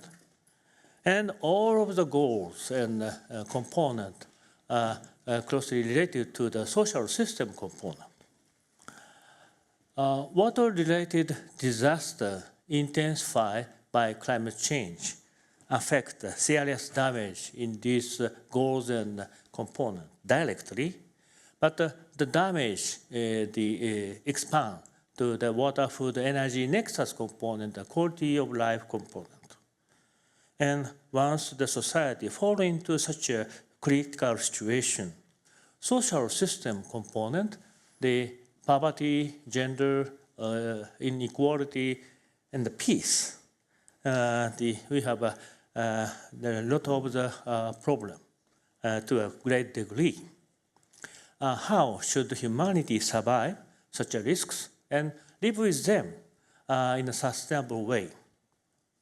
We need to address this interlinkage and also address these issues holistically. We need to enhance the cross-sectoral decision-making. And then we can improve the human security and achieve the quality growth. Water, food, energy nexus component, affected by water-related disaster and climate change, should play a key role in this framework. I would introduce a more scientific and technical aspect of this water, food, energy nexus component. So in the global data and the global model output after downscaling and bias correction can be used as a hydrological modeling system to project the extreme event and flood and drought and climate change induced the regime shift. These output should be interpreted environmental, socioeconomical, and cultural and historical aspect of society. And then this will enable a holistic impact assessment of the climate change. Based on this assessment, we can provide the option list of the countermeasure for mitigation adaptation. Once decisions are made, the countermeasure should be implemented, and the result of the monitoring and evaluation should be reflected in the next stage of the decision making. It is very important to incorporate uncertainty, quantified uncertainty of the climate projection into the decision making process. So meteorological, hydrological observation, modeling, and prediction should be linked with a social benefited area to support cross-sectoral decision-making.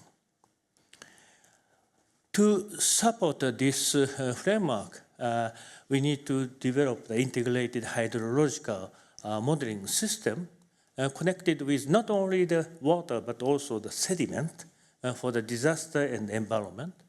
And by using the surface energy and water flux, this is also very key specialty of the Professor Eddie Moore, I have just heard. So this system, the surface component, can be connected with global atmospheric monitoring data and the weather and weather prediction, seasonal prediction, the climate projection model output. And this surface water and energy flux system, and this system can cover the drought, normal, and flood situation seamlessly. This surface system is connected, can be connected with snow and glacier models. And by combining the surface system, and subsurface soil moisture system, we can connect the crop production and the rice production modeling system. And by using the river flow system, we can connect the dam module, which has a function of the hydropower irrigation, flood and drought management. So in this way, water, food, energy nexus monitoring and prediction can contribute to the food and energy security and water-related disaster risk reduction. So how to realize we are applying this system to various regions and countries in the world. This is the case of Indonesia. In collaboration with the government of Indonesia, we applied this system to the Soro River on the island of the Java. By applying the dynamical downscaling to the climate model, we can get the monthly rainfall increase in rainy season, a decrease in dry season. And heavy rainfall will increase by the factor 1.2. And this is upper part of the rank order discharge, so around flood peak. So this value will increase about 20%. So that's why the duration and area and also depth of the flood and the inundation will increase. With regard to the monthly discharge, increase in the rainy season, but a decrease in the dry season. And the more important parameter, root zone soil moisture, which is very important for agricultural production, will decrease in the dry season. There is a dam in this basin, and inflow into the reservoir will increase. And the fulfillment rate of the reservoir will increase from 80% to the 90%. This is a very good signal. We can expand the irrigated area. The economic impact of this increase in the irrigation area is really big positive. This is a very good signal. But at the same time, the agricultural production in dry season decreased dramatically by half. How to adapt this change? The increase of the fertilizer is not effectively. We need to change the variety, and then we can recover this decrease rate. In this way, we can find a solution in the context of the local situation. By using the globally available data, we can develop the hydrological model. And by inputting the ensemble rainfall prediction with quantified uncertainty into this hydrological model, we can get the ensemble inflow prediction into the reservoir. By coupling with dam module, we can optimize the hydropower generation and reduce the downstream flood situation by controlling dam release. So we applied this system to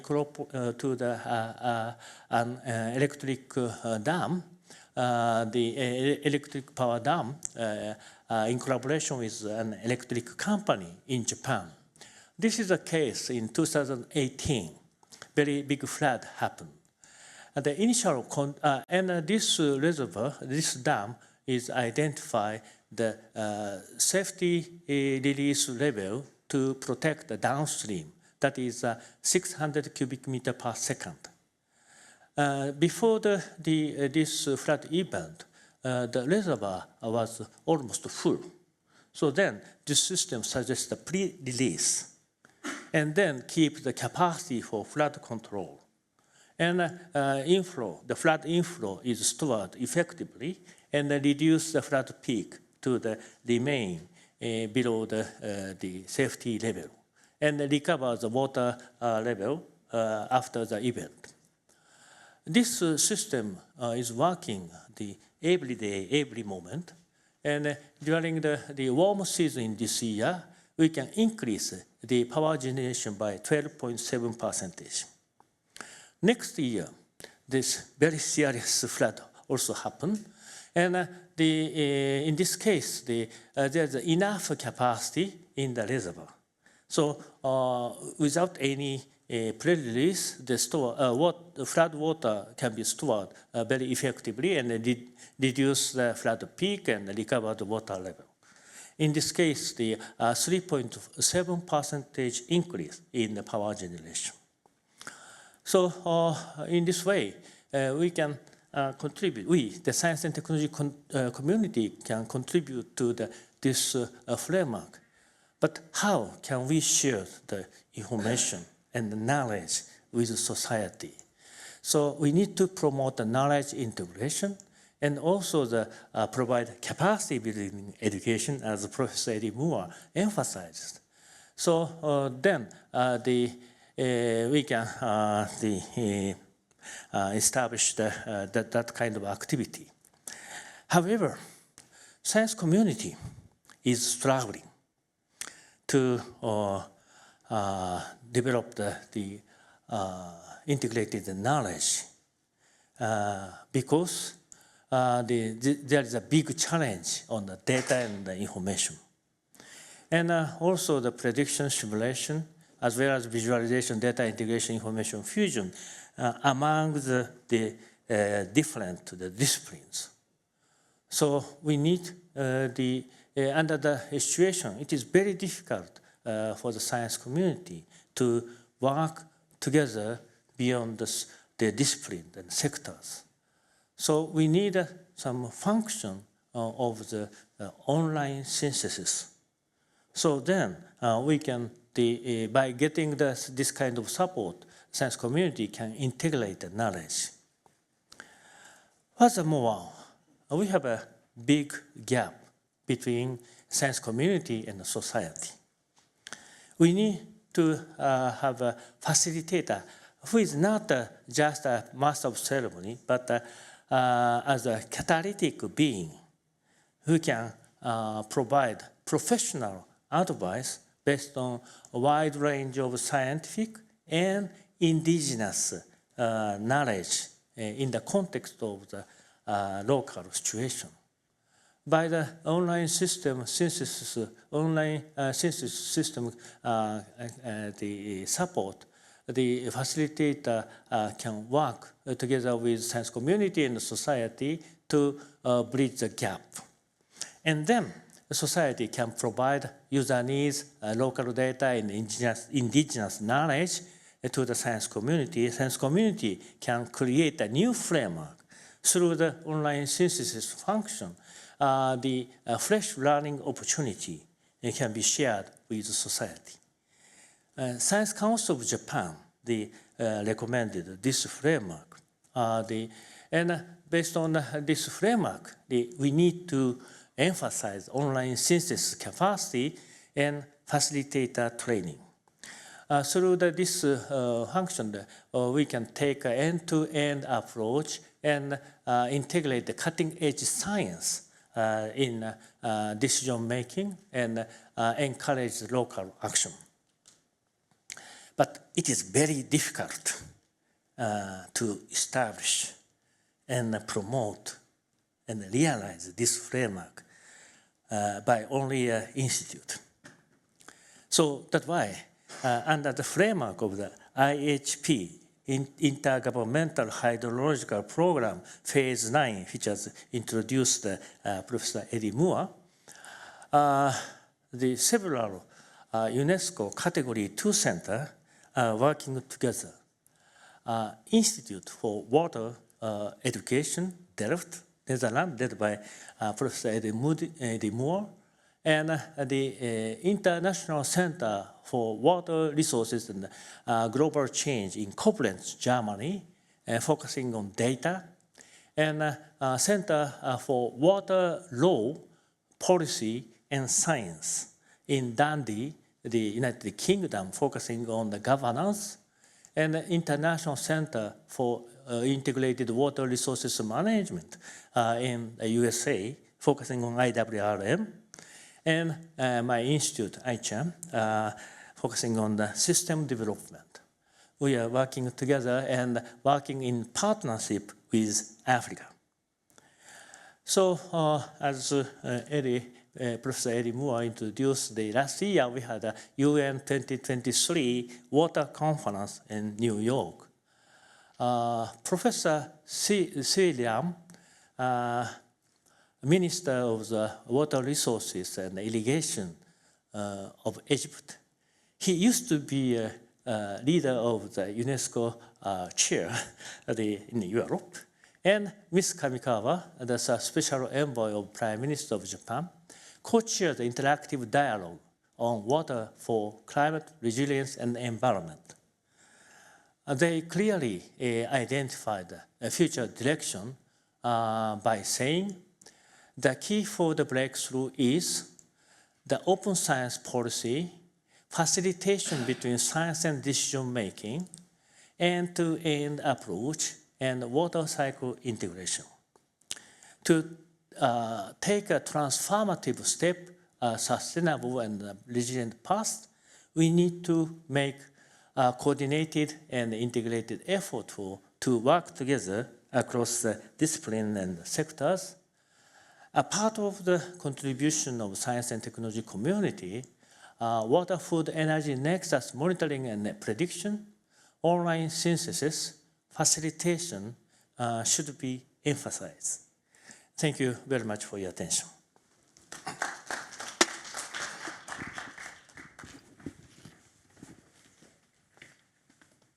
Thank you. Thank you, Toshio, for the excellent presentation.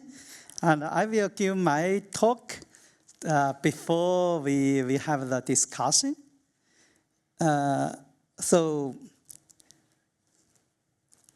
Let's move. Okay, first of all, I would like to give a very brief introduction about my university. My university was established in 1951, and it is probably the largest university in terms of the number of undergraduate students. So each year we have about 10,000 undergraduate students coming to our university, and we have about 40,000 students in campus. And the university is co-sponsored by the Ministry of Water Resources and Henan Province. And we have a lot of excellent alumni, including 3 Ministers of Water Resources. So in fact, in China, in the past 17 years, all the ministers, they got their training in my university, including the current Minister of Water Resources. And we also have another very famous alumni called Cixin Liu. He is famous for his science fiction movie, the novel called The Three-Body Problem. So it's a very famous science fiction movie. So now we talk about the water, food, energy. As I mentioned, they are linked to each other. But all these topics, they are very important. If we look at water, energy, food individually, like for the water security, Currently, about 50% of the world population experience severe water scarcity. And about 2.2 billion people still live without access to safely manage the drinking water. So the water issue is very big for many regions. And then when we talk about the food security, currently there are about 800 million people suffering from chronic hunger. And 281 million people in last year faced a high level of accurate food insecurity.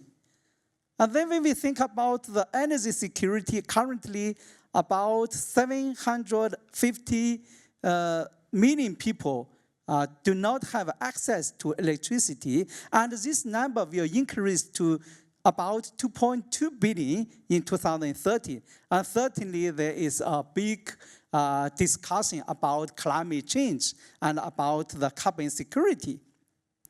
So we are living in a world with change, particularly for climate change.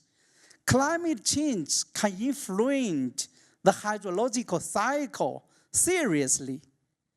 Based on a very recent study published in Science this year from my team, we found that about 20% of the hydro stations, they have significant changes in seasonal flow distributions. And particularly for the regions in the northern part, the northern high latitude, there is a weakening trend of river flow seasonality, and this trend is closely linked to human-induced climate change. It's very obvious. And also many regions, they are suffering from water scarcity. And there is another very interesting trend, because if we look at the future, in Africa, there will be more and more regions with water scarcity after the year 2050. And in China, we have very serious water scarcity now. But in the future, after 2050, the water scarcity will become less serious. So there are very different trends for different regions for the water scarcity situation. And certainly climate change, human activities will also influence the global hydrological cycle, including the groundwater flows. And we found there are a lot of changes for groundwater fluxes and storage all over the world. This was also published in Science this year for the impacts of global change on groundwater fluxes and storage. So if we look at the future, particularly if we look at the future in 2050, we will have very big challenges because we will have more and more people. We will have about 10 billion people. So we have to provide food for the people, we have to provide water for the people, and we have to provide energy for the people. And we need 60% more food, 55% more water, and 80% more energy for an increasing amount of population in the year 2050. So this will become a very big challenge. And then we all talk about the Sustainable Development Goals. And there are specific goals for water, for food, for energy, for climate, for ecosystem, and for partnership, etc. And certainly water is always a very big issue. If you look at the water is linked to different components of SDGs. As talked about Toshio, so water is linked to food, water, to energy, to climate change, to everything. So the global water security is a shining star in the dark sky of achieving the Sustainable Development Goals. And then talk about the nexus. So the first is the water-food nexus. Because we need water to to produce our food. And 70% of the water use is for agriculture. So if we look at our food consumption, I give an example for China. So here I show the per capita water footprint. So that means how much water is needed to support the human consumption for China, for the food consumption. So you can see that there is an increasing trend of per capita water footprint.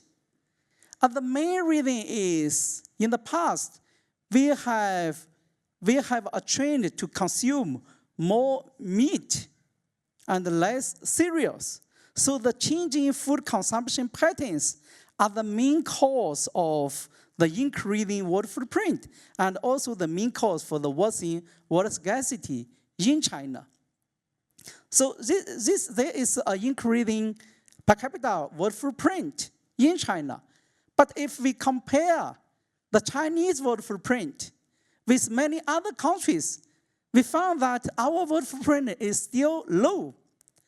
So our water footprint, the per capita water footprint, I mean for each person, it's lower than the developed countries.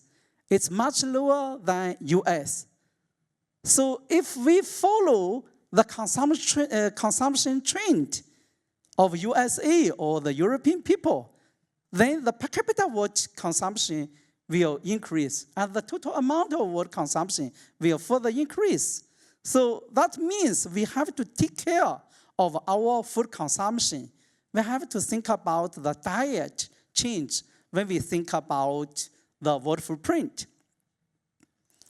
And there is also a waste of food. And quite often we eat food, we do not eat all, and we throw away the food. So this is the food losses and waste. And based on scientific calculation, we found that about 20% grains was lost and wasted in the supply chain from the field to the fork in China. If we calculate this food waste into the water footprint, it's equivalent to the total water footprint of Canada, or if we calculate this into the arable land, it's equivalent to the arable area of Mexico.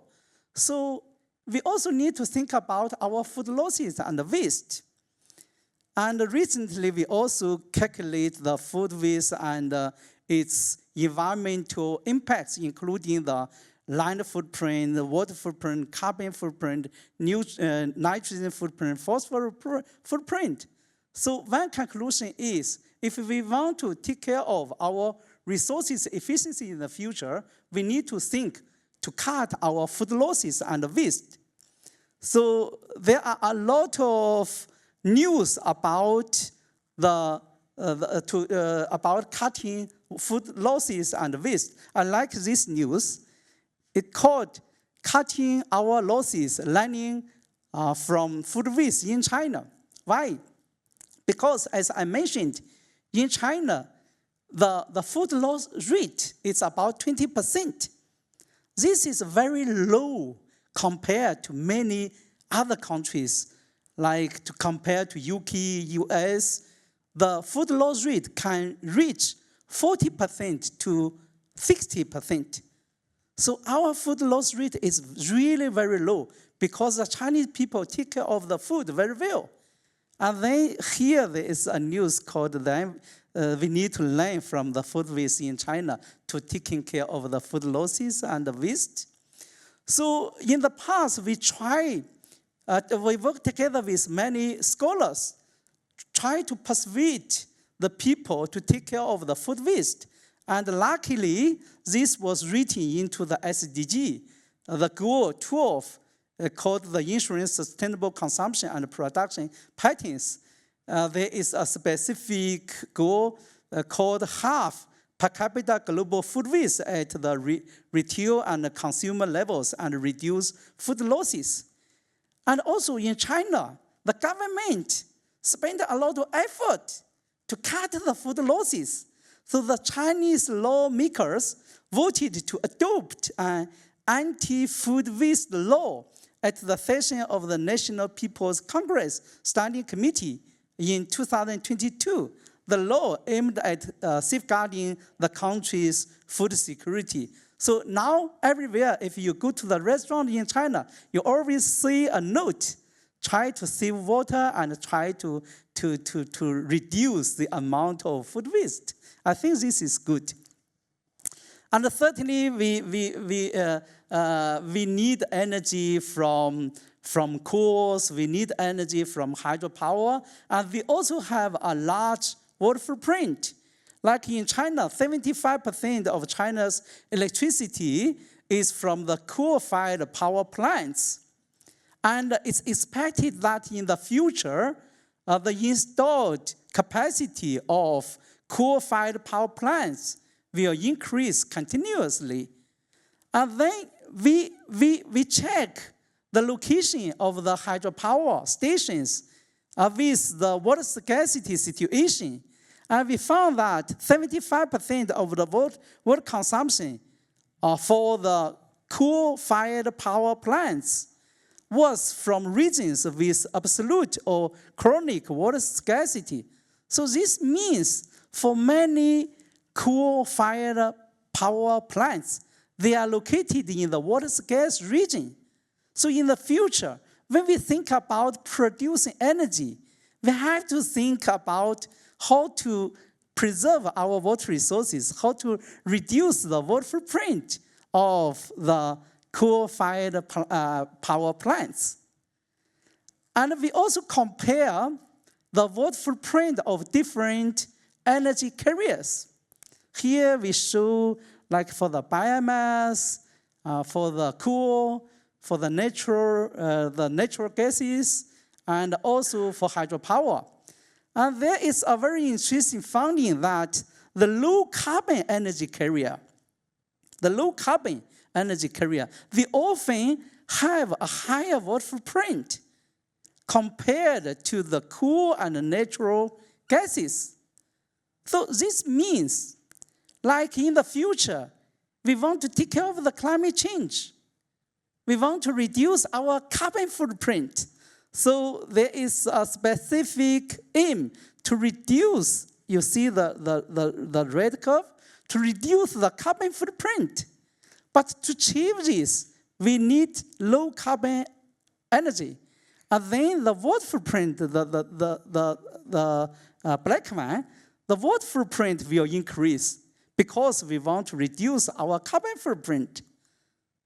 So that's interesting. And based on the very recent IPCC report, the working group 2, we found that the water security is important, critical for meeting SDGs and climate resilient development. Yet, many mitigation measures have high water footprint, which can compromise SDGs and adaptation outcomes.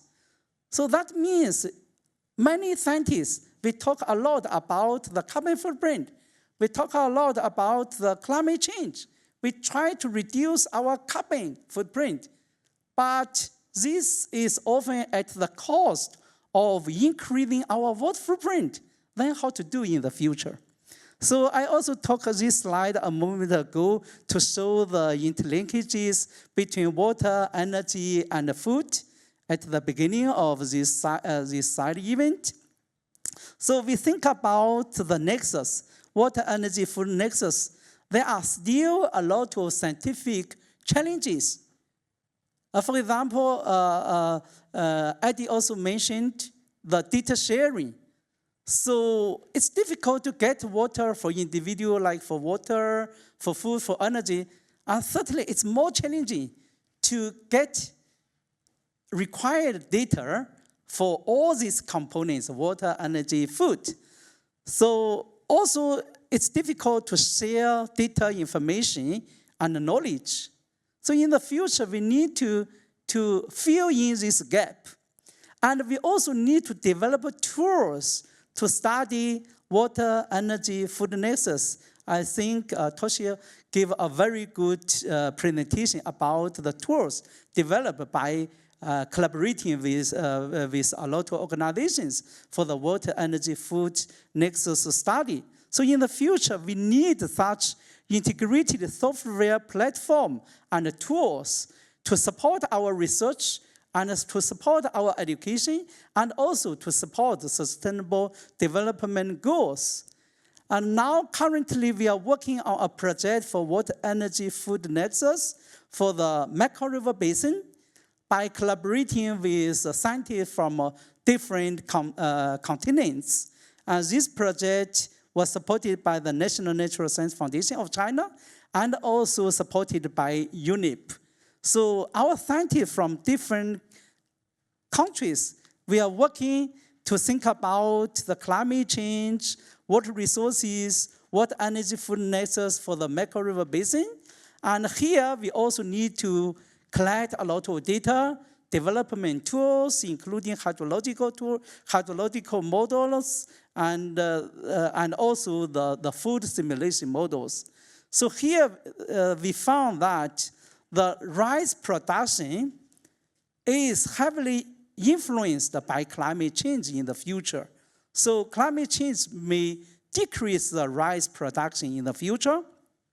And for this reason, because of the increasing population, there is an increasing demand for energy, and the water demand will also increase. So here we think water, food, energy security is a key for sustainable development for the Mekong River Basin, and we need to collaborate among different countries within this river basin. So where to go? And in the future, what should we do? So I think first we need to say goodbye to solo. Solo means we work with ourselves. We need to say goodbye to this. We need to have a nexus approach. There is a need to shift knowledge generation from the tree model to a web model, and also to work together to foster the interdisciplinarity and system analysis. And I also talk about the water scarcity. Previously, when we think about the water scarcity, we always think about the quantity of water, whether we have sufficient water to support our population. But pollution can reduce the availability of clean water. So we have to think about the pollution-induced water scarcity, or we can call it the quality-induced water scarcity. And at the same time, I think there is another more important issue. When we think about the water scarcity, we always think about human. We always think whether we human can have sufficient clean water. But we do not care so much about the ecosystems. We do not care so much about the nature. So the nature cannot speak. But if we use too much water, and then the nature can really give us bad lessons, like the flood or ecological degradation, a lot of disasters. So in the future, when we think about the water scarcity, we also think we need to think about the water scarcity for nature, the water scarcity for ecosystems. We call it the ecological water scarcity. So in the future, we should not only think about our human beings, we also need to pay more attention to the nature. And thirdly, we should not only think about the water. We need to think about the sustainable development goals, the main resources, the water, energy, food, ecosystem. We need to think about the impacts of climate change, impacts of human activities. So the water, energy, food nexus for sustainable development. So the water nexus. And also in the future, we also need to think about the institute nexus. We should not only work alone with the people within our institute. We need to collaborate with more people from the Netherlands, from Japan, from Hungary, and from Africa, from many regions. There is an interesting study I introduced, like Africa will have a lot of regions with water scarcity, but for these regions, they never have such a problem before, They do not know how to deal with that.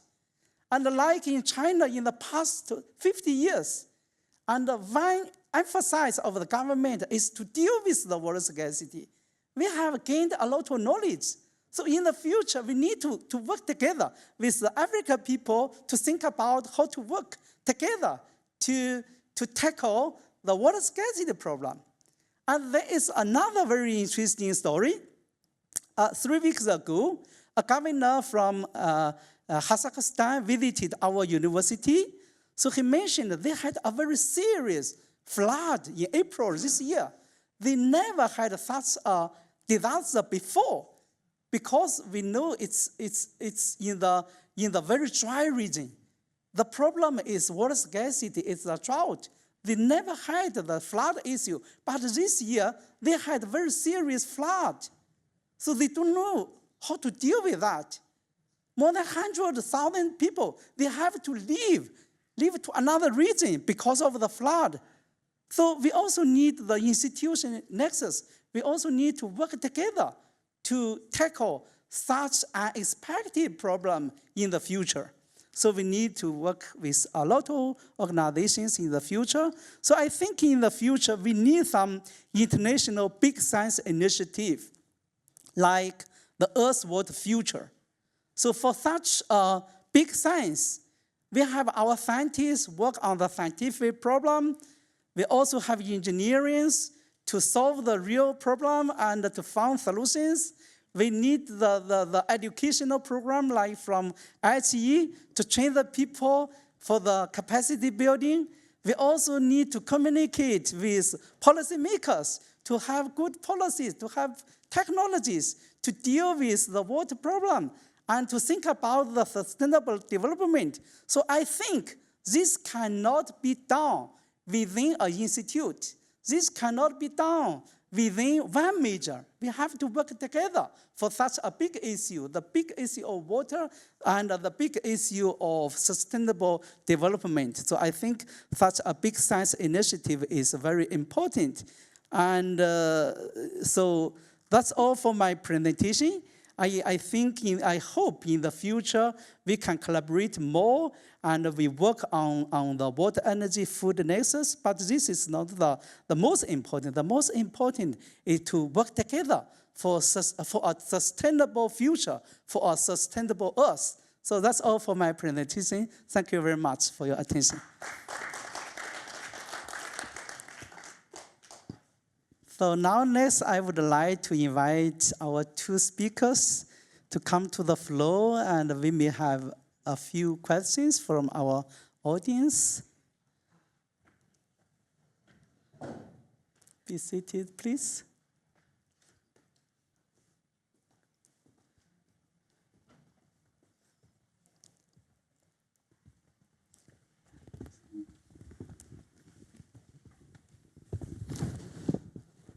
So this afternoon, we had 3 speakers talking about the water, energy, food nexus. Any questions for the, yeah, please. Okay. I'm Shaibi from National Research Center from Tunisia. I really appreciate the quality of the presentation. I have really learned a lot, so it's very, very interesting. And I have just 2 questions. So the first one is, I'm wondering if there is any indicators or metrics to measure the success of the WEF nexus. So when we are talking, when talking WEF, it's very complex as it has been presented, and it's very interdisciplinary also fields. So to measure the success of using the WEF, how we can really make it. The other one, my second question is about the innovations of the WEF technology. I'm talking about technology when it comes to be used in the vulnerable places, especially in community where they have no access to the high technology. because we have really we know some technologies that needs really high-tech technologies, and in using them, especially in this community, it will be a bit difficult.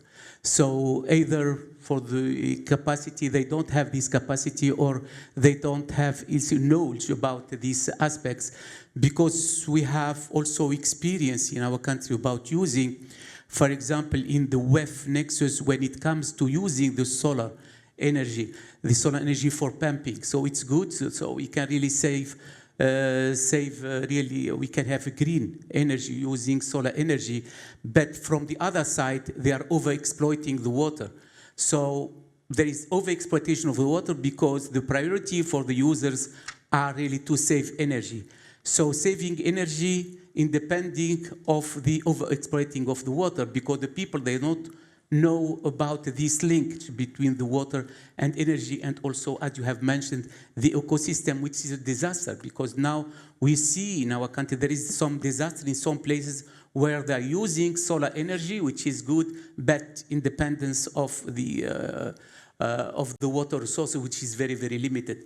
So I think that's the main issue that I want really to see your point of view. Thank you. Okay, thank you for your questions. Adim, would you like to give some answers? Yes, I think you're posing a very difficult question. And I think that if you're looking to answer your first question, if you would like to see how successful a water energy food nexus is, I think on an academic way you can do that, because I think using models you can get an answer there.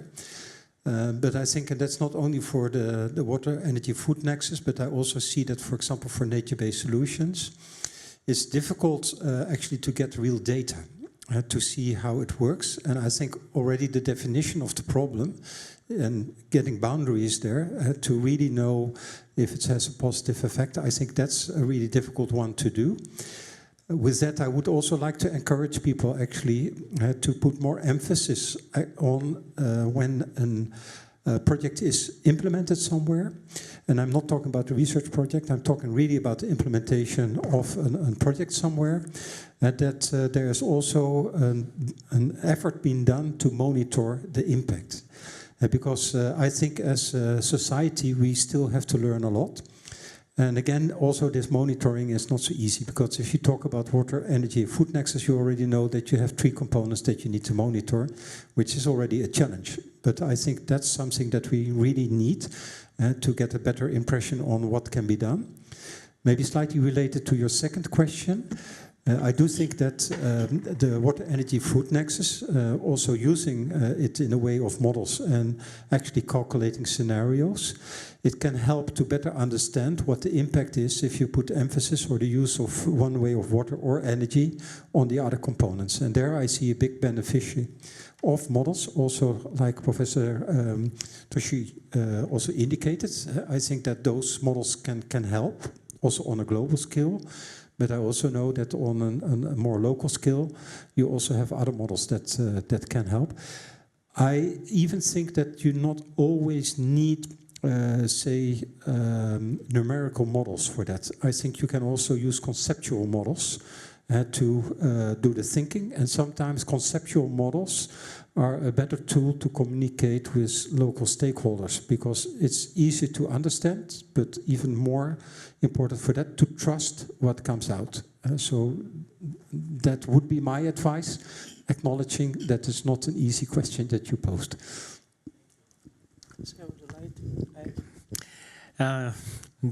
Two questions are very, very difficult. Yeah. And as Eddie replied to the first question, I have a very similar aspect.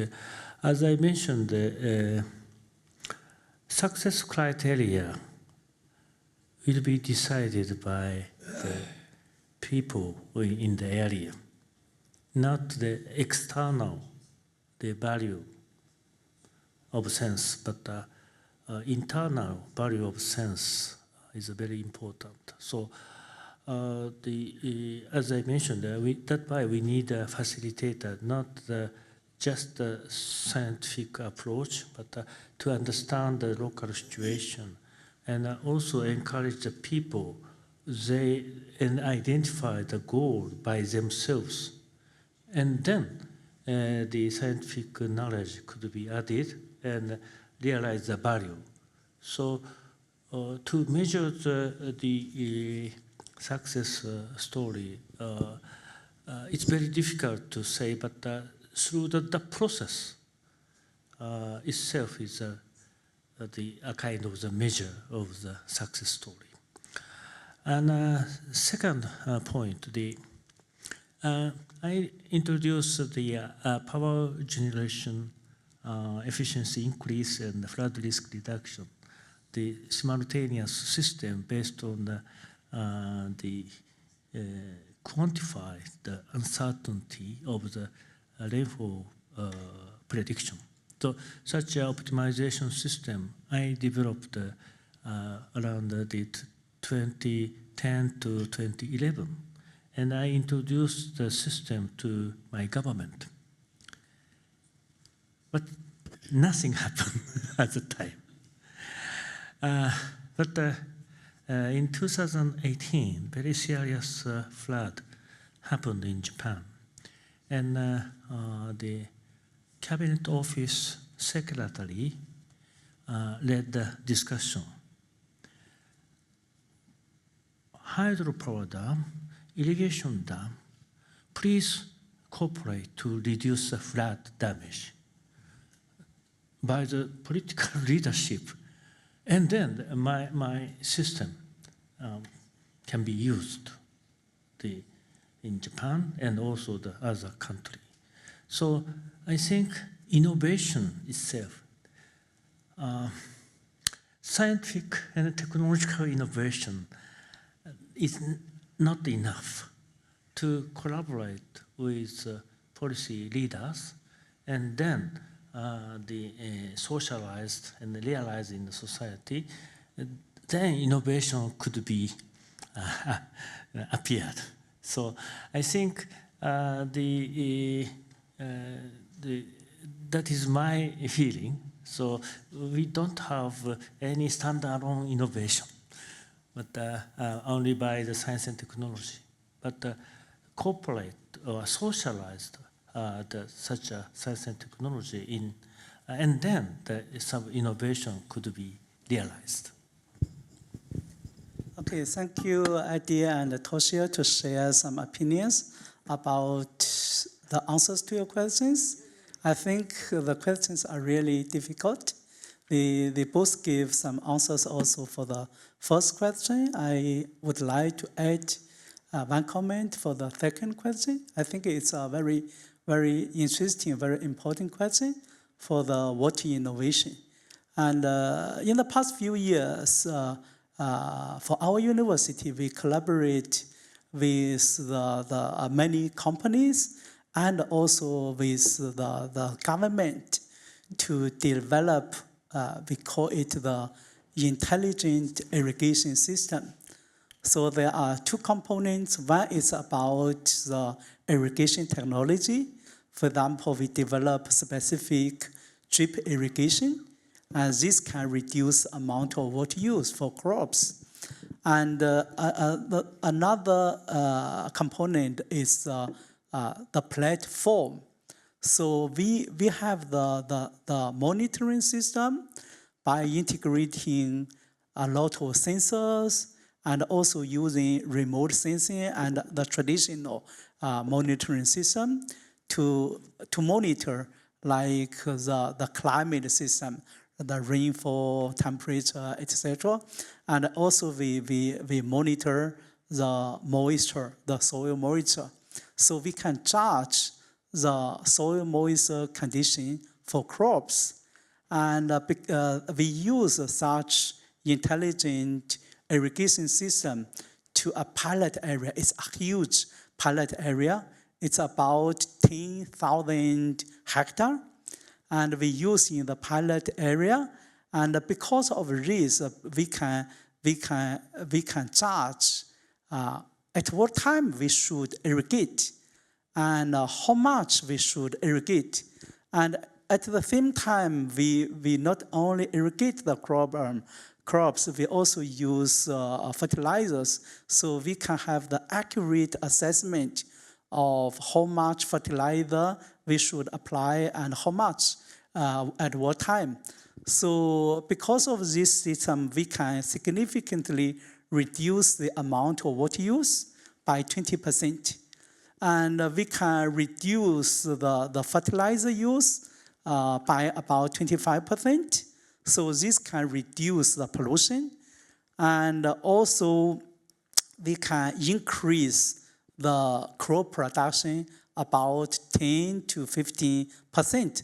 So you can see, because of the innovation of the technology, we can increase the food consumption, reduce the amount of water use, reduce the amount of fertilizer. At the same time, we take care of the carbon cycle. So I think this is a good example for the innovation of technology to help the water, energy, food nexus. And we are expanding the application in different regions in China now. So yeah, thank you for your excellent questions. Yeah, okay, sure. Thank you very much. My name is Ioan Jelev. I am the Vice President of the Academy of Agriculture and Forestry Sciences from Romania. Congratulations, it was very excellent presentation, all the three, very impressive. And I have two questions and maybe a small comments. The first question is, if in the efficiency of the irrigation systems, it was taken account also the aridity index of the atmosphere, because sometimes we can ensure water by irrigation, but due to a very high aridity index of atmosphere, the plants are not growing. And if this phenomena was analyzed, saying, in Romania, for example, we have such problems, we can sometimes ensure enough water by irrigation, but due to the very high aridity of the atmosphere, the plants are not growing well. This is one question. The second one is, in the relation about, you speak about these three components of the water, quantity, quality, and biodiversity. If you take in account some models like the eco-hydrological models, because as I know, UNESCO created a working group to promote the knowledge, bringing together the knowledges from hydrology and ecology, and to create a kind of integrated eco-hydrological models under the coordination of Professor Zalewski in Poland. And the third one, it's only a comment. I was in 2002 in Johannesburg World Summit for Sustainable Development when this WEHAP was promoted. That means the 5 priorities, so water, energy, health, energy, agriculture, and biodiversity. And in this 3-model approach, I see that it's a lack of the component of health and maybe of biodiversity, or at least not was very strongly underlined. Maybe this can be in future 2 components, this can be taken account, saying this health, sure, in relation with social aspects, maybe this deal also is health, but this is a small question because this is 5 priorities we have, and now I see only the 3 from them. Yes, thank you very much.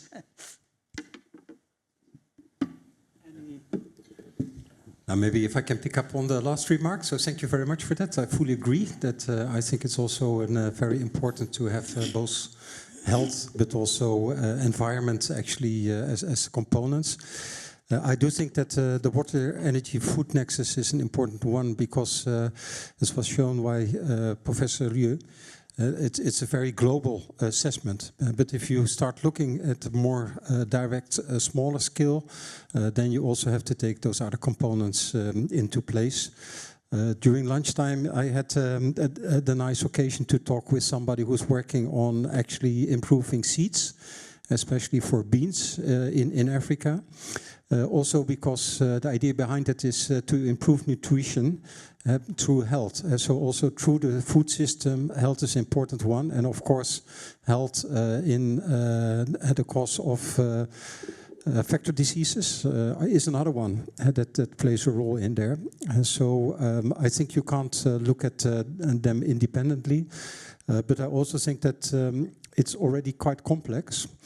So I think at the general level, you have to try to keep it a little bit simple, although it's already complex. But if you go to a region, I think what Professor Toshio also mentioned is that taking into account the communities that are living there is another, and the cultural background is another important part next to health and environment. So it becomes more and more complex, and depending on the situation, you have to enter those different components in there. I'm very happy to pass on the question